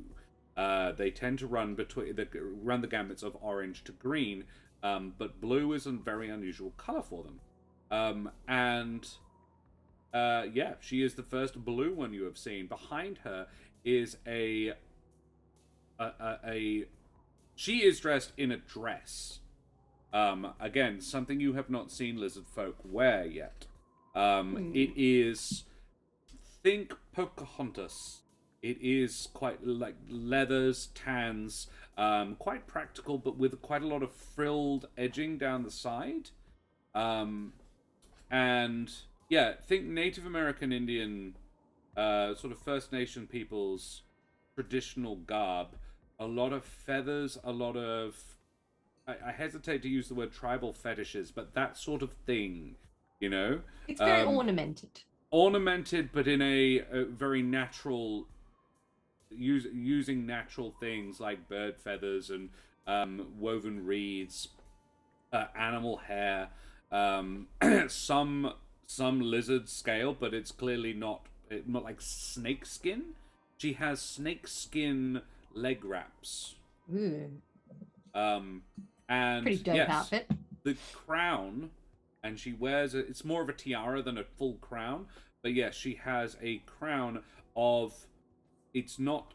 It's sort of... It looks like it was bent into place, but it is metal. It is a silver, which has been sort of... It looks like an extremely long piece of silver that has been bent around several items, several small objects.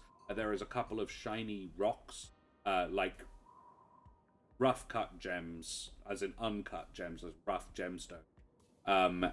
But there is also within it the skull of a small bird, and several other items that appear to be perishable and seem to have been replaced several times. There is a couple of peacock feathers, just the ends of the peacock feather, you know, the really fancy, the purpley bits, seem to be drooping off the sides. It's quite ornate, but very like, yeah, not fashionable, but ornate. And she looks quite splendid, and she hisses at this guy, and he bows very deferentially, holding the meal, and then takes it past her. And she observes him go, and does not stop him. Like, this is for Semina, don't you stop me now. Come on, you know the god. He's totally eating that himself. He totally is. And she looks at him with the look of, and you kind of get this, that she's like, I know your ways, shaman. I'm getting the guy from the Road to El Dorado vibes. Yeah, a lot of that, yeah. She... I don't think she raises an eyebrow, but you get that sort of, what are you doing here? And she strides over in front of you and hisses, greetings. I oh, sorry. I am Arthur Kent. Who are you? I will curtsy, respectfully.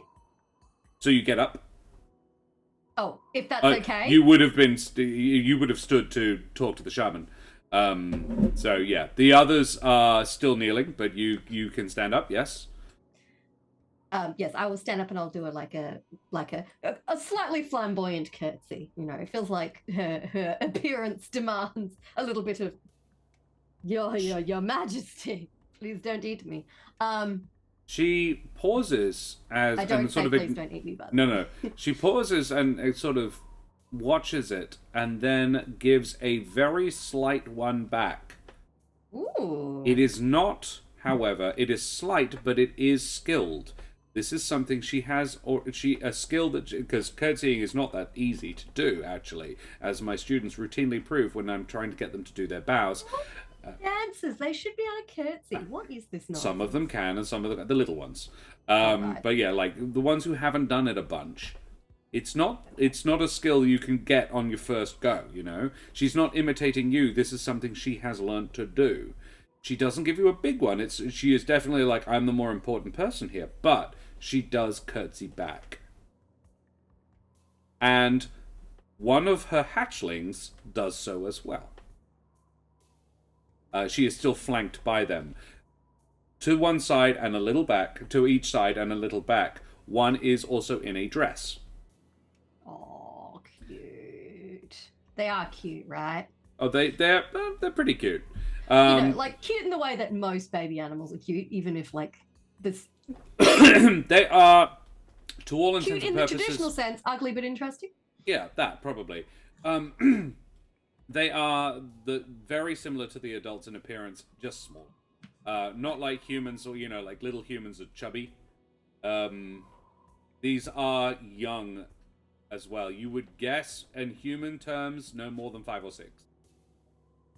The little ones. Lizardfolk. I don't know how much Beryl would know about lizardfolk. You're welcome to make a nature check. Yeah, probably best.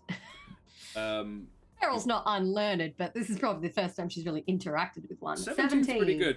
Yeah, you would be aware, however, that they age quite rapidly. That a youngling would probably so mothers would have clutches of about a dozen at most, and yeah, they would age by age 10 they would be full adults. They probably live comparably as long to humans, and nowhere near as long as dwarves, but comparable to humans, but mature very rapidly. This also, however, whilst they do learn quickly, the period in which they're good at learning is quite short. So, yeah, they don't tend to become as skilled at things as humans without significantly more effort. But they are very quick learners while they are young. Cool. And these two are, you would probably guess, her children. As in, you probably assume that, because they are light blue as well, sort of a blue-green. Behind and to one side, she has been accompanied by, there are 3 or 4 more have come in with her, all dressed a little bit more ornately than most, but most have remained back from this. The only one who has approached you and is now sort of directly looking on, you are halfway up the room to a side, whereas the rest are still by the door. Only one more adult has come in with, and he looks older. And he is standing back and to one side, to the side of the door, and he has a walking stick, as in a staff, that he is leaning slightly on, and his scales are faded green. He's an older man and has a bandolier of various skulls. Metal. Pretty metal. One of them actually is metal. Cool. It is the skull of a raven, but in silver. That's pretty dope. Yeah. Sorry, my light just went off. Oh yeah. There we go. Wow! Oh, gross. So Too much. Take it back. Arthur Kent curtsies to you, and her daughter does as well. And then her tail flicks out and flicks the behind of her son, who jumps slightly and bows, like looks at his mother like this, and he gives you a slight bow. He bows quite deeply, and then she hisses slightly, and he's like, oh, and brings it up to, right, not as much as they did. Got it. Yeah. And she says, who you and what come? I'm Beryl Ingotsfury. I'm a bard and a traveler. And most recently, I and my companions are in Bubbledown, which is the town, kind of a day. And hopefully I have some sense of direction so I can point in the right direction. Yeah. Bubbledown. Yeah, and this is Garak, who is a trader there. This is Garrett, who is a scribe. Trade is what? Sorry? Trade is what? Oh, well, when you exchange things with someone. So, like, if I have, a box of cabbages and you have a box of carrots, I might swap half of my cabbages for half of your carrots. And then we both have cabbages and carrots. Make me an insight check.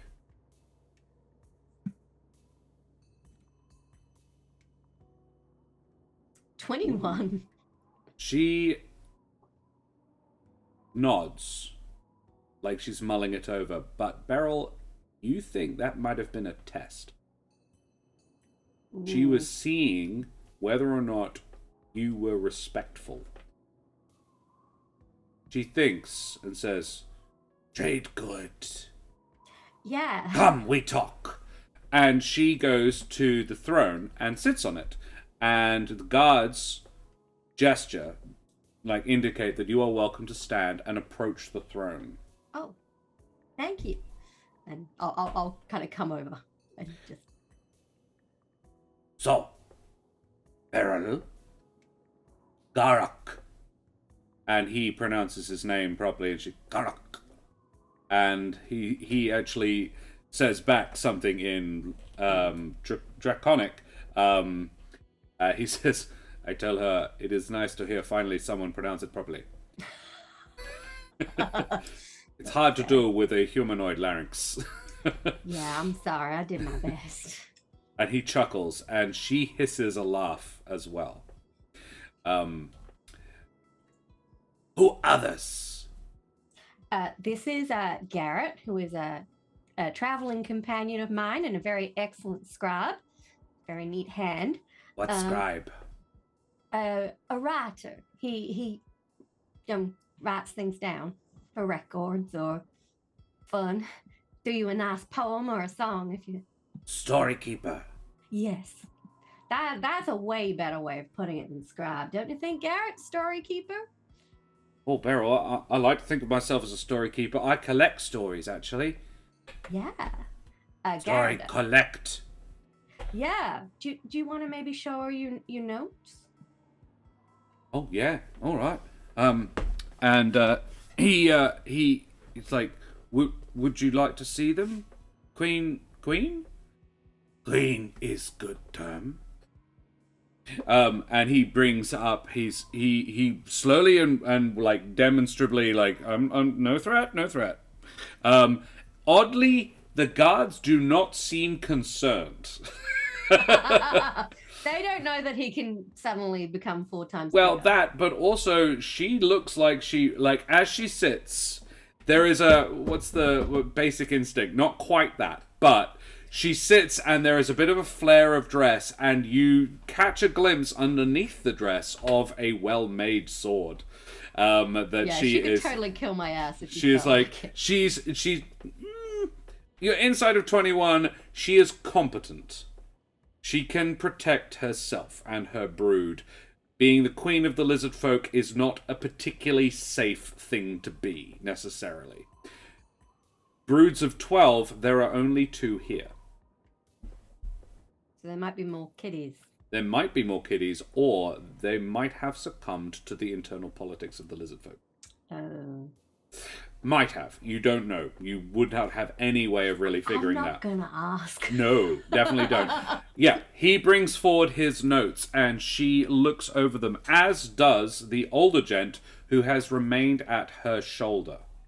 He now stands behind her to one side on the throne. The other 2 little ones are sitting next to her. She looks over them, lifts a page with a claw. I not read, but nice. Yeah, they're quite pleasing to look at, and it helps to remember things as well. See, I write songs to help remember things, and Garrett writes them down. Well, he doesn't write down my songs, but I don't know. Do you? We have many songs. Perhaps later you hear some. Who this? Oh, this is Oceanus. Another traveling companion with us for the time being. The elf. Yes. He He was, come why? well, he was being held prisoner and I rescued him. So uh, he's kind of traveling with me for the moment. Where prisoner? Who why? Oh, he, well, some strange people were near where he lives with his people in the ocean. And We know they asked, where. We know uh, where sea elves live. oh, right. Well, these strange people on a ship were near where they lived. And so they sent Oceanus to kind of go see him and be like, why are you here? And instead of talking, they took him prisoner and took him away. And eventually I was able to rescue him. And we're going to go take him home soon. But we had to do this first. This ship. What on? Sorry? What on ship? Oh, there were a bunch of halflings. Um, they had silk and it was wine, wasn't it? They had wine and silk. Are you being deceptive? Because there was Indirectly. one other thing on there. Yes, there was. There were two other things that were kind of important on that ship. I'm being coy, Right. rather than openly lying to her. Make me a deception check with advantage. So your charisma skill doubled. Yeah, I'm pretty sure you're going to be alright, but... Yeah, dirty 20. Dirty 20. Yeah. She does not pick up on this. But she does say, I know of ship. Our people on. My men. Oh, we didn't see. One of the guys said there were some lizard folk, but we didn't find them. They so leave. I don't know. You take ship.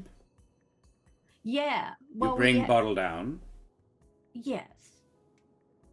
You find weapons. Well, I'm not sure. We turned it over to the guard. We were just told to go out and get it and bring it back. So they might have. Well, we found some weapons because obviously the people on board had them. Those weapons were ours. We pay for them. Oh, I'm sorry.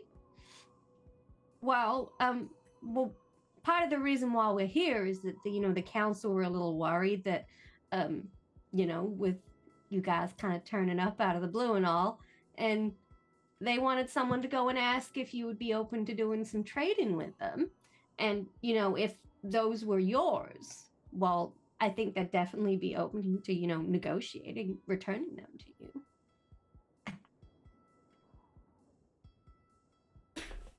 I am Queen Orthogant of the Lizardfolk. This, my minister, Sarv. Nice to meet you. This, Greenling, and Smallerwin. Hi, guys. This is Ratness, by the way. My pet rat. Pet. Pet. No eat. Yeah. She No dances a little, not very well, unfortunately. She hisses a chuckle. She says, "So, butter down one piece." Yes. But they're a trading town. They're more interested in trading than fighting. So, if you have something that you can give them in exchange for something else, they're happy to talk to you about it. Bottle that's down, part of the no fight. Well, they will if you try to attack them, but they're we not no going to attack bottle down. Oh, okay. Then you'll be fine. They have no interest in coming here and putting sword to you, so to speak.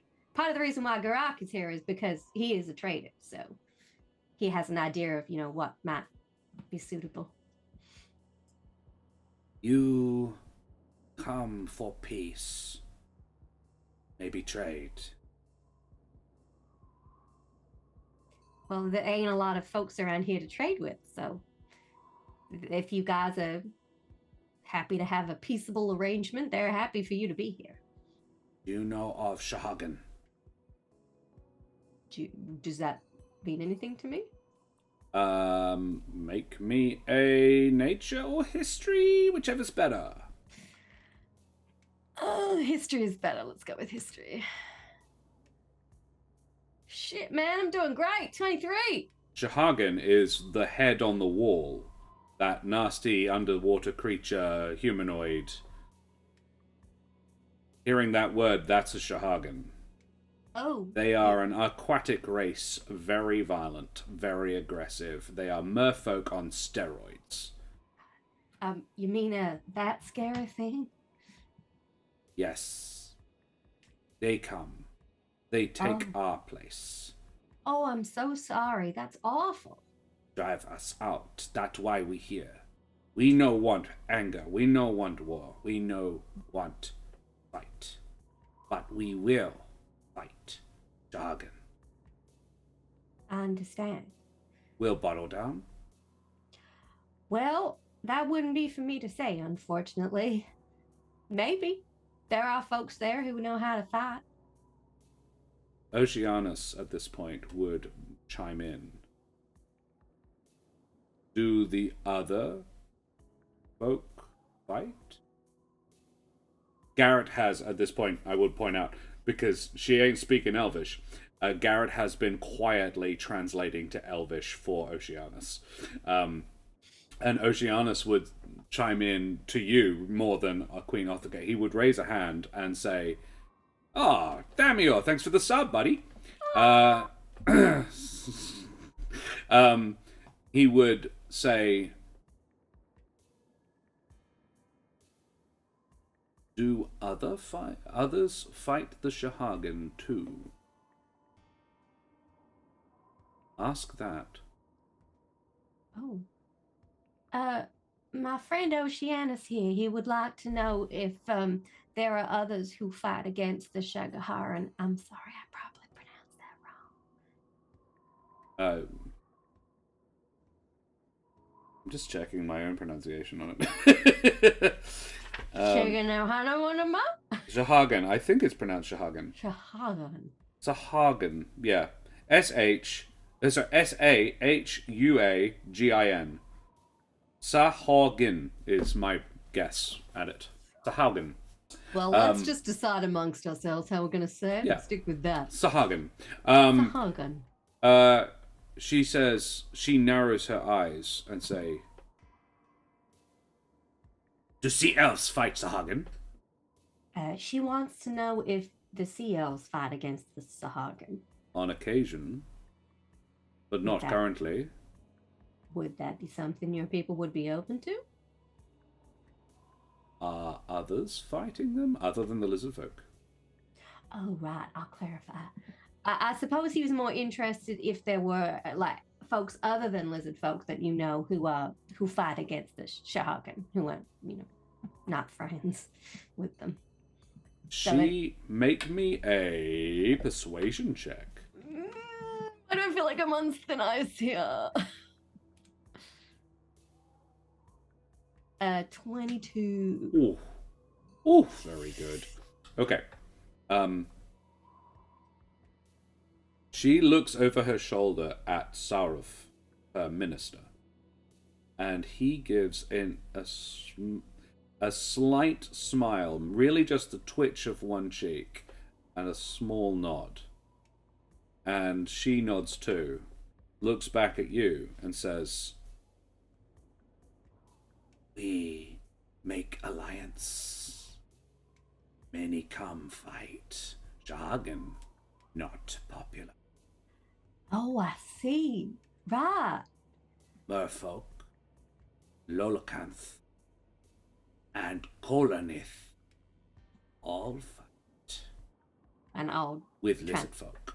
I will translate that into Elvish for Ocean. And Oceanus says, "Kolanith?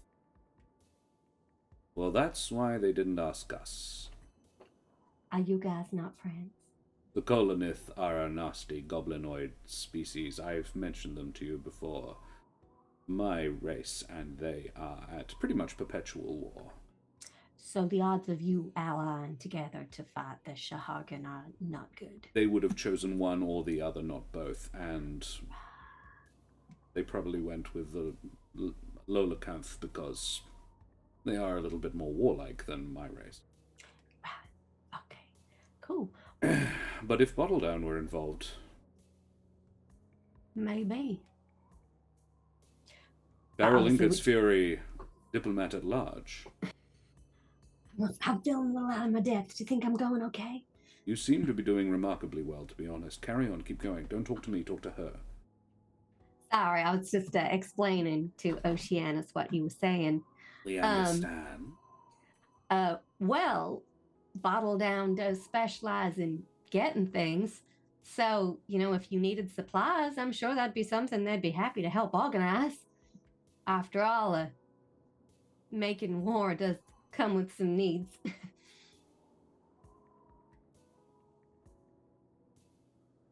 I will need time to think. Oh, of course. Like this is just, they kind of wanted to know whether you were going to turn up and attack him, basically. And we're hoping instead that you would want to, trade. And, Lizardfolk want no war with Bottle Down. Want no war with landfolk. Great, then we Claim Swamp? Oh, no. Well, they don't use the swamp, so you're we welcome. We not think this, so then we want no war. That's wonderful. I'm really glad to hear it. Yeah, perhaps peace, perhaps trade, perhaps allies. Maybe. Jahagan threat to all. Really? Whereabouts are they, roughly? She would say they have moved into our previous land. Under the water. Oh. They near your coast. They near here. Okay. They threat to you. We protect you not know. Oh, thank you. That's really kind of you. A lot of we protect all. Many not know. She smiles then. Some land folk, you protect us from thing we not know. It in our benefit to protect you. You in your benefit protect us. All benefit from friend. Yes? Yeah. I'm all about friends over enemies.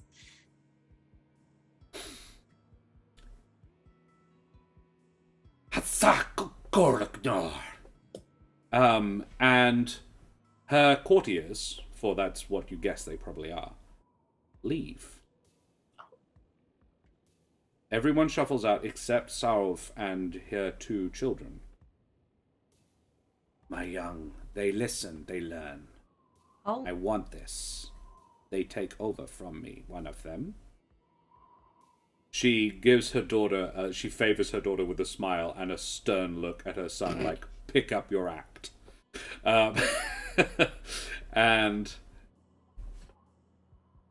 But I am not without detractors. I not sell this to my people without you help. How can I help you with that? I think on this 24 hours. You sell idea. I give clemency is word. Yeah. You talk. You good at talk. You talk. My people. There are ambassador here. Lolakanth, Kolanith, Murfolk. Oh. Sell your idea. Sell Bottle Down to them. Okay. This alliance need all agree, not just Lizardfolk. Okay, I will do my best. Then tomorrow we talk, and maybe we feast, and maybe you leave, and maybe you die. But I hope for one. I would like to not die. I would like. I think I could write a pretty good song about this. I would like hear song. Then tomorrow we feast, and maybe you die, and until that time you talk, Beryl. And I think we will leave it there. Is it possible possible that Beryl has bitten off way more than she can chew right now. It's like, oh wait, I have to convince all these people that they should band together to banish these vampiric merfolk, and that I have to convince the Council of Bottledown to support them so they don't get overrun by crazy vampire merfolk. Wow. Diplomat at large has really turned out to be incredibly accurate. Yeah, Holy large. shit. It's gonna hold my shark. What? Hey, Meets Homebrew. Good to see you, my dear. Yeah. So there you go. That was a fun one. Gonna cut it a little early there because I am tired, and so is Karen, and I'm flagging a little bit. But And that is a good spot to stop as well, so I can spot. think about how the hell I'm gonna do this. Yeah. I was gonna go sing to all the different folks about how we should all be friends. Cool. Alrighty. Well, raise hell, praise Dolly. Praise Beryl. Yeah. Well, I think, gents Well, and that's ladies, a new match idea. Raise hell, praise Beryl. gentlefolk and ladymen, it is important now that we do our favorite moments, which is what we like to do at the end of our streams, where we tell each other what a great job we did. So, Karen, as the player, you go first. So I get to say my favorite Beryl moment. I think my favorite Beryl moment was trying to... Actually, my favorite Beryl moment was, what can I give this dude to make his god happy? Dinner. I'll give him my leftovers. Yes. I don't have much. I want to save the perfume for the queen. So yeah, I think that was cute. That was really funny, and I love that it worked. I love that it worked too. that Garrett's like, I know, I'll set it on fire. They'll like that, right? And you're like, and I'll make it smell nice, because that might actually work, idiot. Yeah, that was funny. Man, I'm just like, it's like, it's in this lovely Tupperware, you see, seals, airtight. Oh, heck, that would be a present fit for a god. Airtight, good sealed Tupperware in this day and age? This economy? Hell yeah. Favorite self moment? And chat, if you've got any favorite moments as well, please chuck them up. We love to see them. Favorite Karen moments? And yeah, favorite self moment, Karen? I think, kind of talking down the guards at the entrance with the power of music and badly dancing rats. Dancing rats? Yeah. Great. Yeah, that was cute. Yeah. And the fact that I've just fucking carried my sword in there inside my dulcimer and they don't know. Yeah. I like that. I was heavily armed this whole time. Surprise! Idiots. Please don't kill me. Yeah. Great job. Cool. Alrighty. Favorite DM moments? Oh man. I loved the kind of expecting the Lizard Queen to arrive and then the shaman coming in. And then that little interaction when he leaves and the Queen is like, "What the fuck have you been doing, man?" That was nice. Yeah. Just like, he's like, "I'm gonna come in here and see what I can get out of these chumps." And instead of getting, a bunch of gold, he got a meal. Well, there's quite a bit going on behind the scenes. There's a bit of a power play struggle going on, which is part of the reason why she is like, you go do your legwork. I'm not doing this for you. You have to sell this. And fun story, you already have to the priesthood. That's what the 20 was needed for. He was not pro you. And yeah, good job. But I just do such a good you do a good frog leg stew. Frog leg and beer stew. Yeah. I think my favorite me moment, and it's something I really enjoy about running this from campaign books, is I did about 15 minutes of prep. I basically prepped some soundscapes, and I made like 4 lines of notes about descriptions that weren't in the book.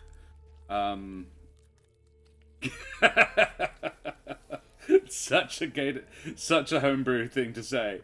I don't mind my frog legs, but I prefer gator tail. This world is based. We are using the Ghost of Saltmarsh book as a base plate, and I am changing it and flavoring it. Well, we both are. It's set in my homebrew world, but I have placed Saltmarsh in my homebrew world. It's bottled out. And so we are playing the early parts of the Ghosts of Saltmarsh now. We started out this campaign with a couple of bits from Candlekeep Mysteries. Yes. We did a couple from Candlekeep Mysteries, and then we swapped to Ghosts. Beryl and Garrett met, and then they went out and did the Sinister Secret of Saltmarsh, chapters 1 and 2, and now we are doing Danger at Dunwater, which is Ghost of Saltmarsh is cool. It's actually a collection of shorts, but they all collaborate together to be an overarching narrative in much the same way that Candlekeep Mysteries can.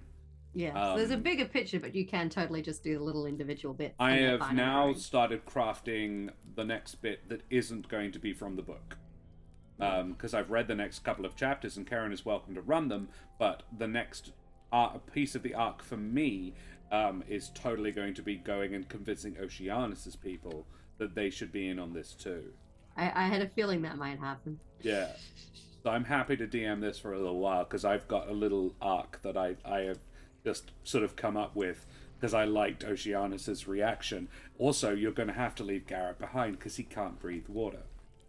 Buddy Garrett.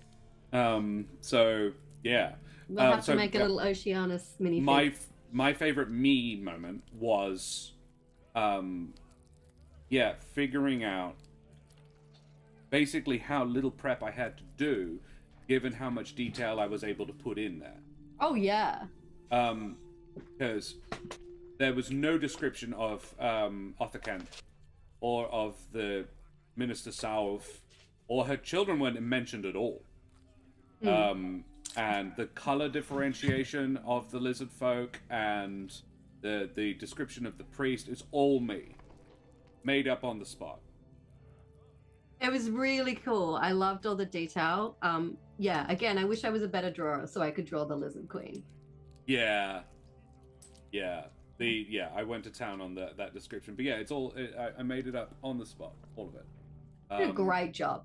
And I also kind of like describing a hippopotamus. That's what the thing with the broad mouth. Was. Yeah. That was not what I was picturing. Amazing. Yeah. There was nothing particular. It was a giant crayfish and a rust eater. I made it a rust eater because the thing that was, it was something I didn't know what it was. And I was like, I'm going to say it's a rust eater. Freaking hate rust eaters. Yeah, you do. Took a chunk out of my axe. Still mad about that. Oh wait, has that bit been released? Yeah, I think so. Can't remember. Leora Plays, thank you very much for the follow. Yay! So yeah, that's us. That's that. Thank you very much. Some fun favorite moments. Hey Siri. Yeah, this is Stream Papa Siri. Stream Papa Siri. Whose breath reeks right now. I don't know what you've been eating. Oh, that's right. You gave her liver, didn't you? Yeah.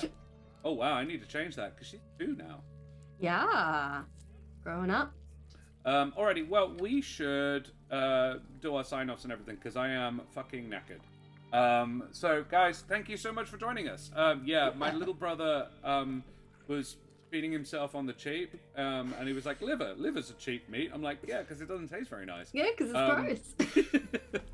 It can be nice if you cook it right, but Hugh does not know how to cook very well because he's only like 23 or whatever, and he hasn't had a lot of practice. So he bought it and then he put it in his air dryer to make it into dog treats.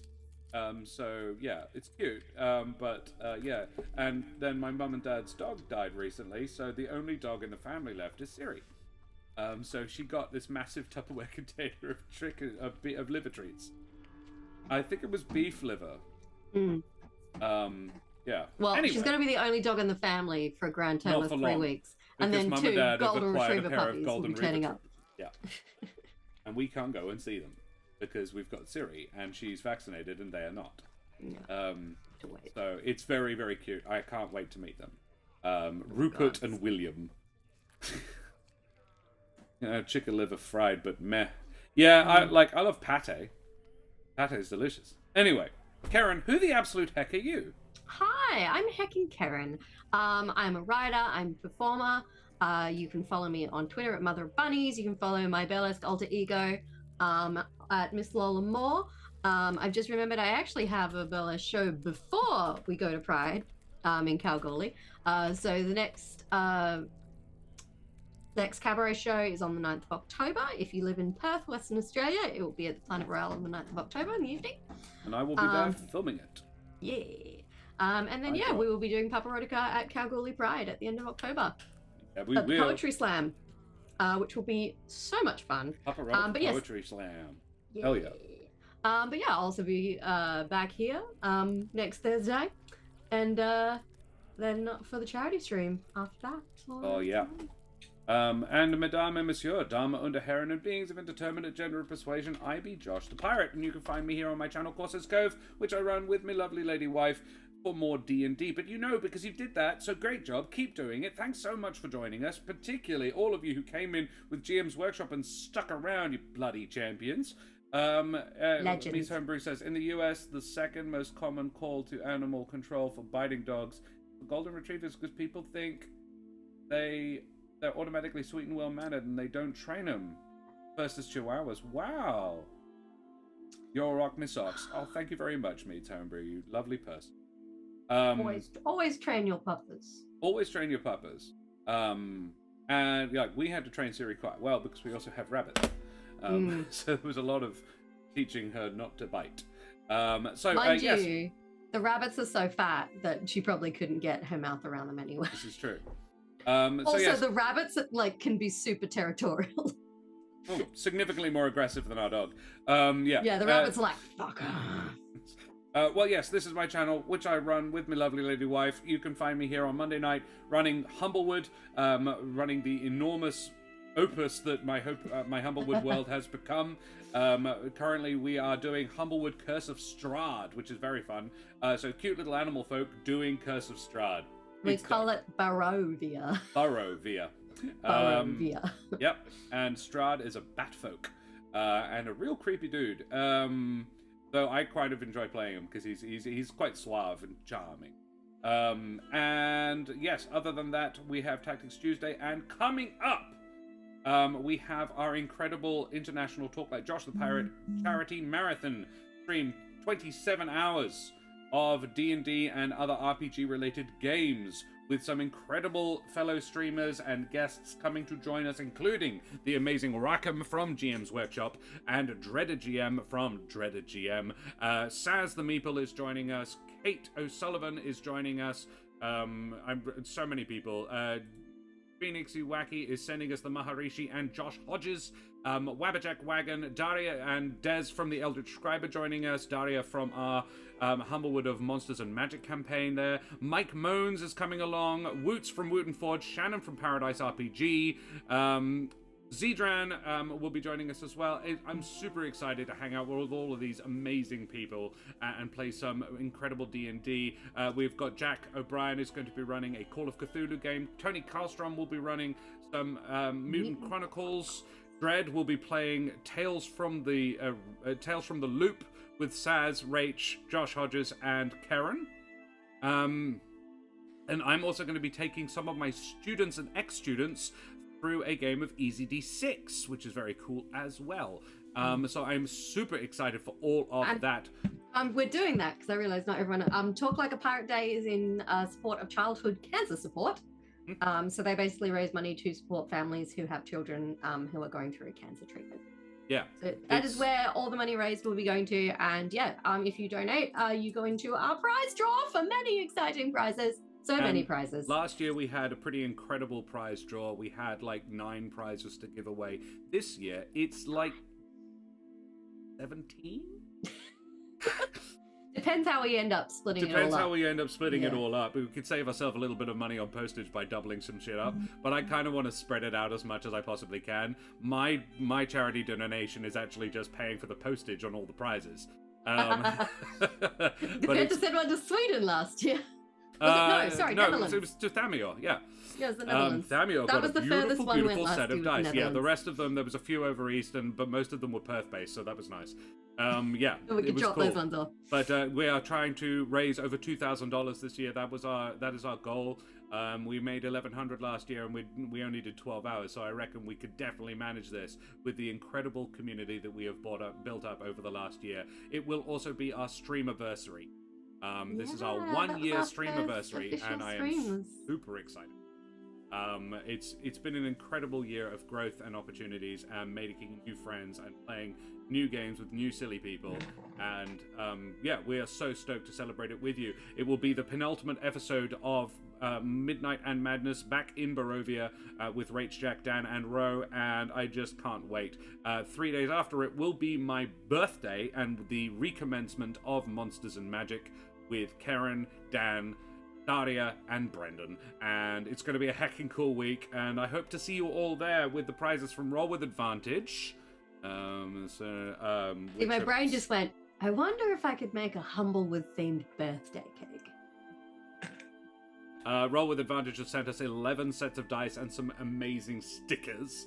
I really love the owlbear. Isn't it cute? Isn't it cute? And it's sparkly too. And the griffin. There's also a very cute beholder, but the griffin and the owlbear. No, don't lick my face. Your breath smells like yes, liver. Karen. I want pics. Oh yeah, absolutely. Yeah, I've been meaning to do a little photo shoot. So yeah, if you follow us on, well, I'll put it on all our channels, but Instagram. I think Neatomber is talking about the cake. Well, I have to frickin' do it now. Yeah, Jump in our Discord. Give me ideas for a Humblewood themed birthday cake. Yeah. Slam up some ideas for Humblewood themed birthday cake in the hung, drawn, and quartered over on our exclamation mark Dis of Chords. Jack Squarepeg, I can't sleep. So hello, you two lovely folk. We had lots of fun. Jack is Jack O'Brien, the amazing Jack O'Brien. Check him out at Jack Squarepeg, twitch.tv/Jack Squarepeg, where he now streams because he's a fool. He's joining us. Yes. Come to the Twitch side.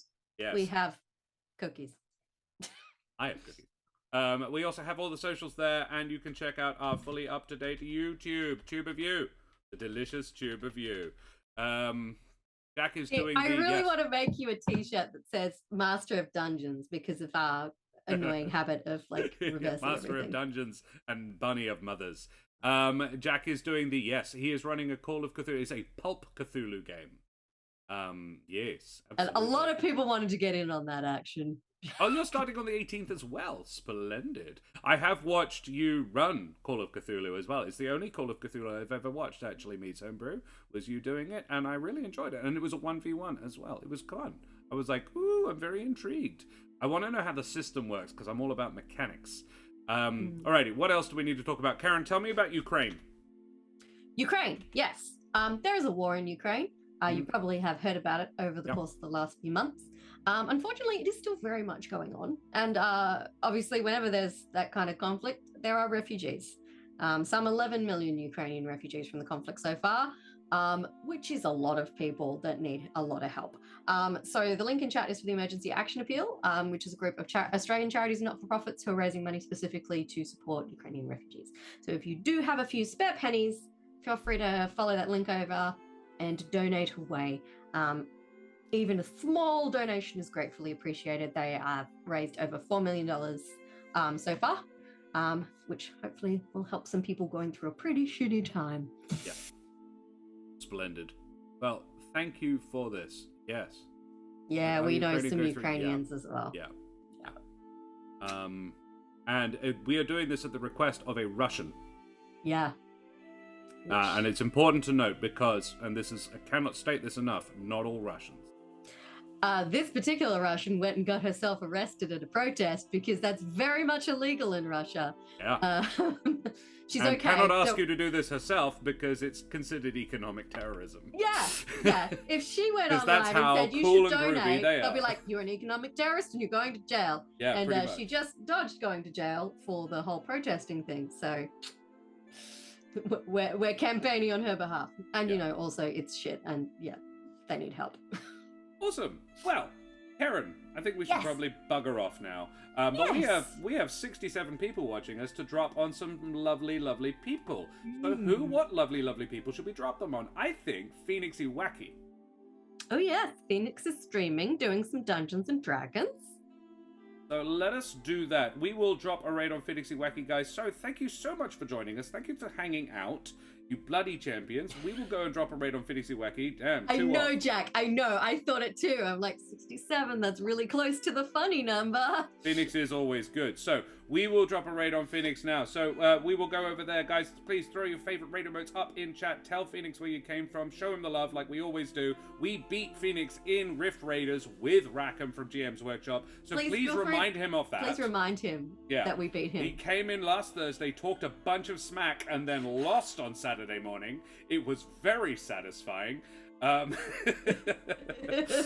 He's always good, but a little slow. And I think the problem was he had Dread with him, because Dread is great, but fucking slow. No rush. All right, we will go over there, guys. Throw your favorite raid emotes up in chat and tell Phoenix, show him all the love. We're going to run an ad, and then we'll go right over there. Say goodbye. Yeah, he did win the first game, so he was allowed to talk smack. Yeah, alrighty. Say goodbye, Karen. And now it's our turn. Bye, everybody. Bye, everyone. Mwah. Stream and trends.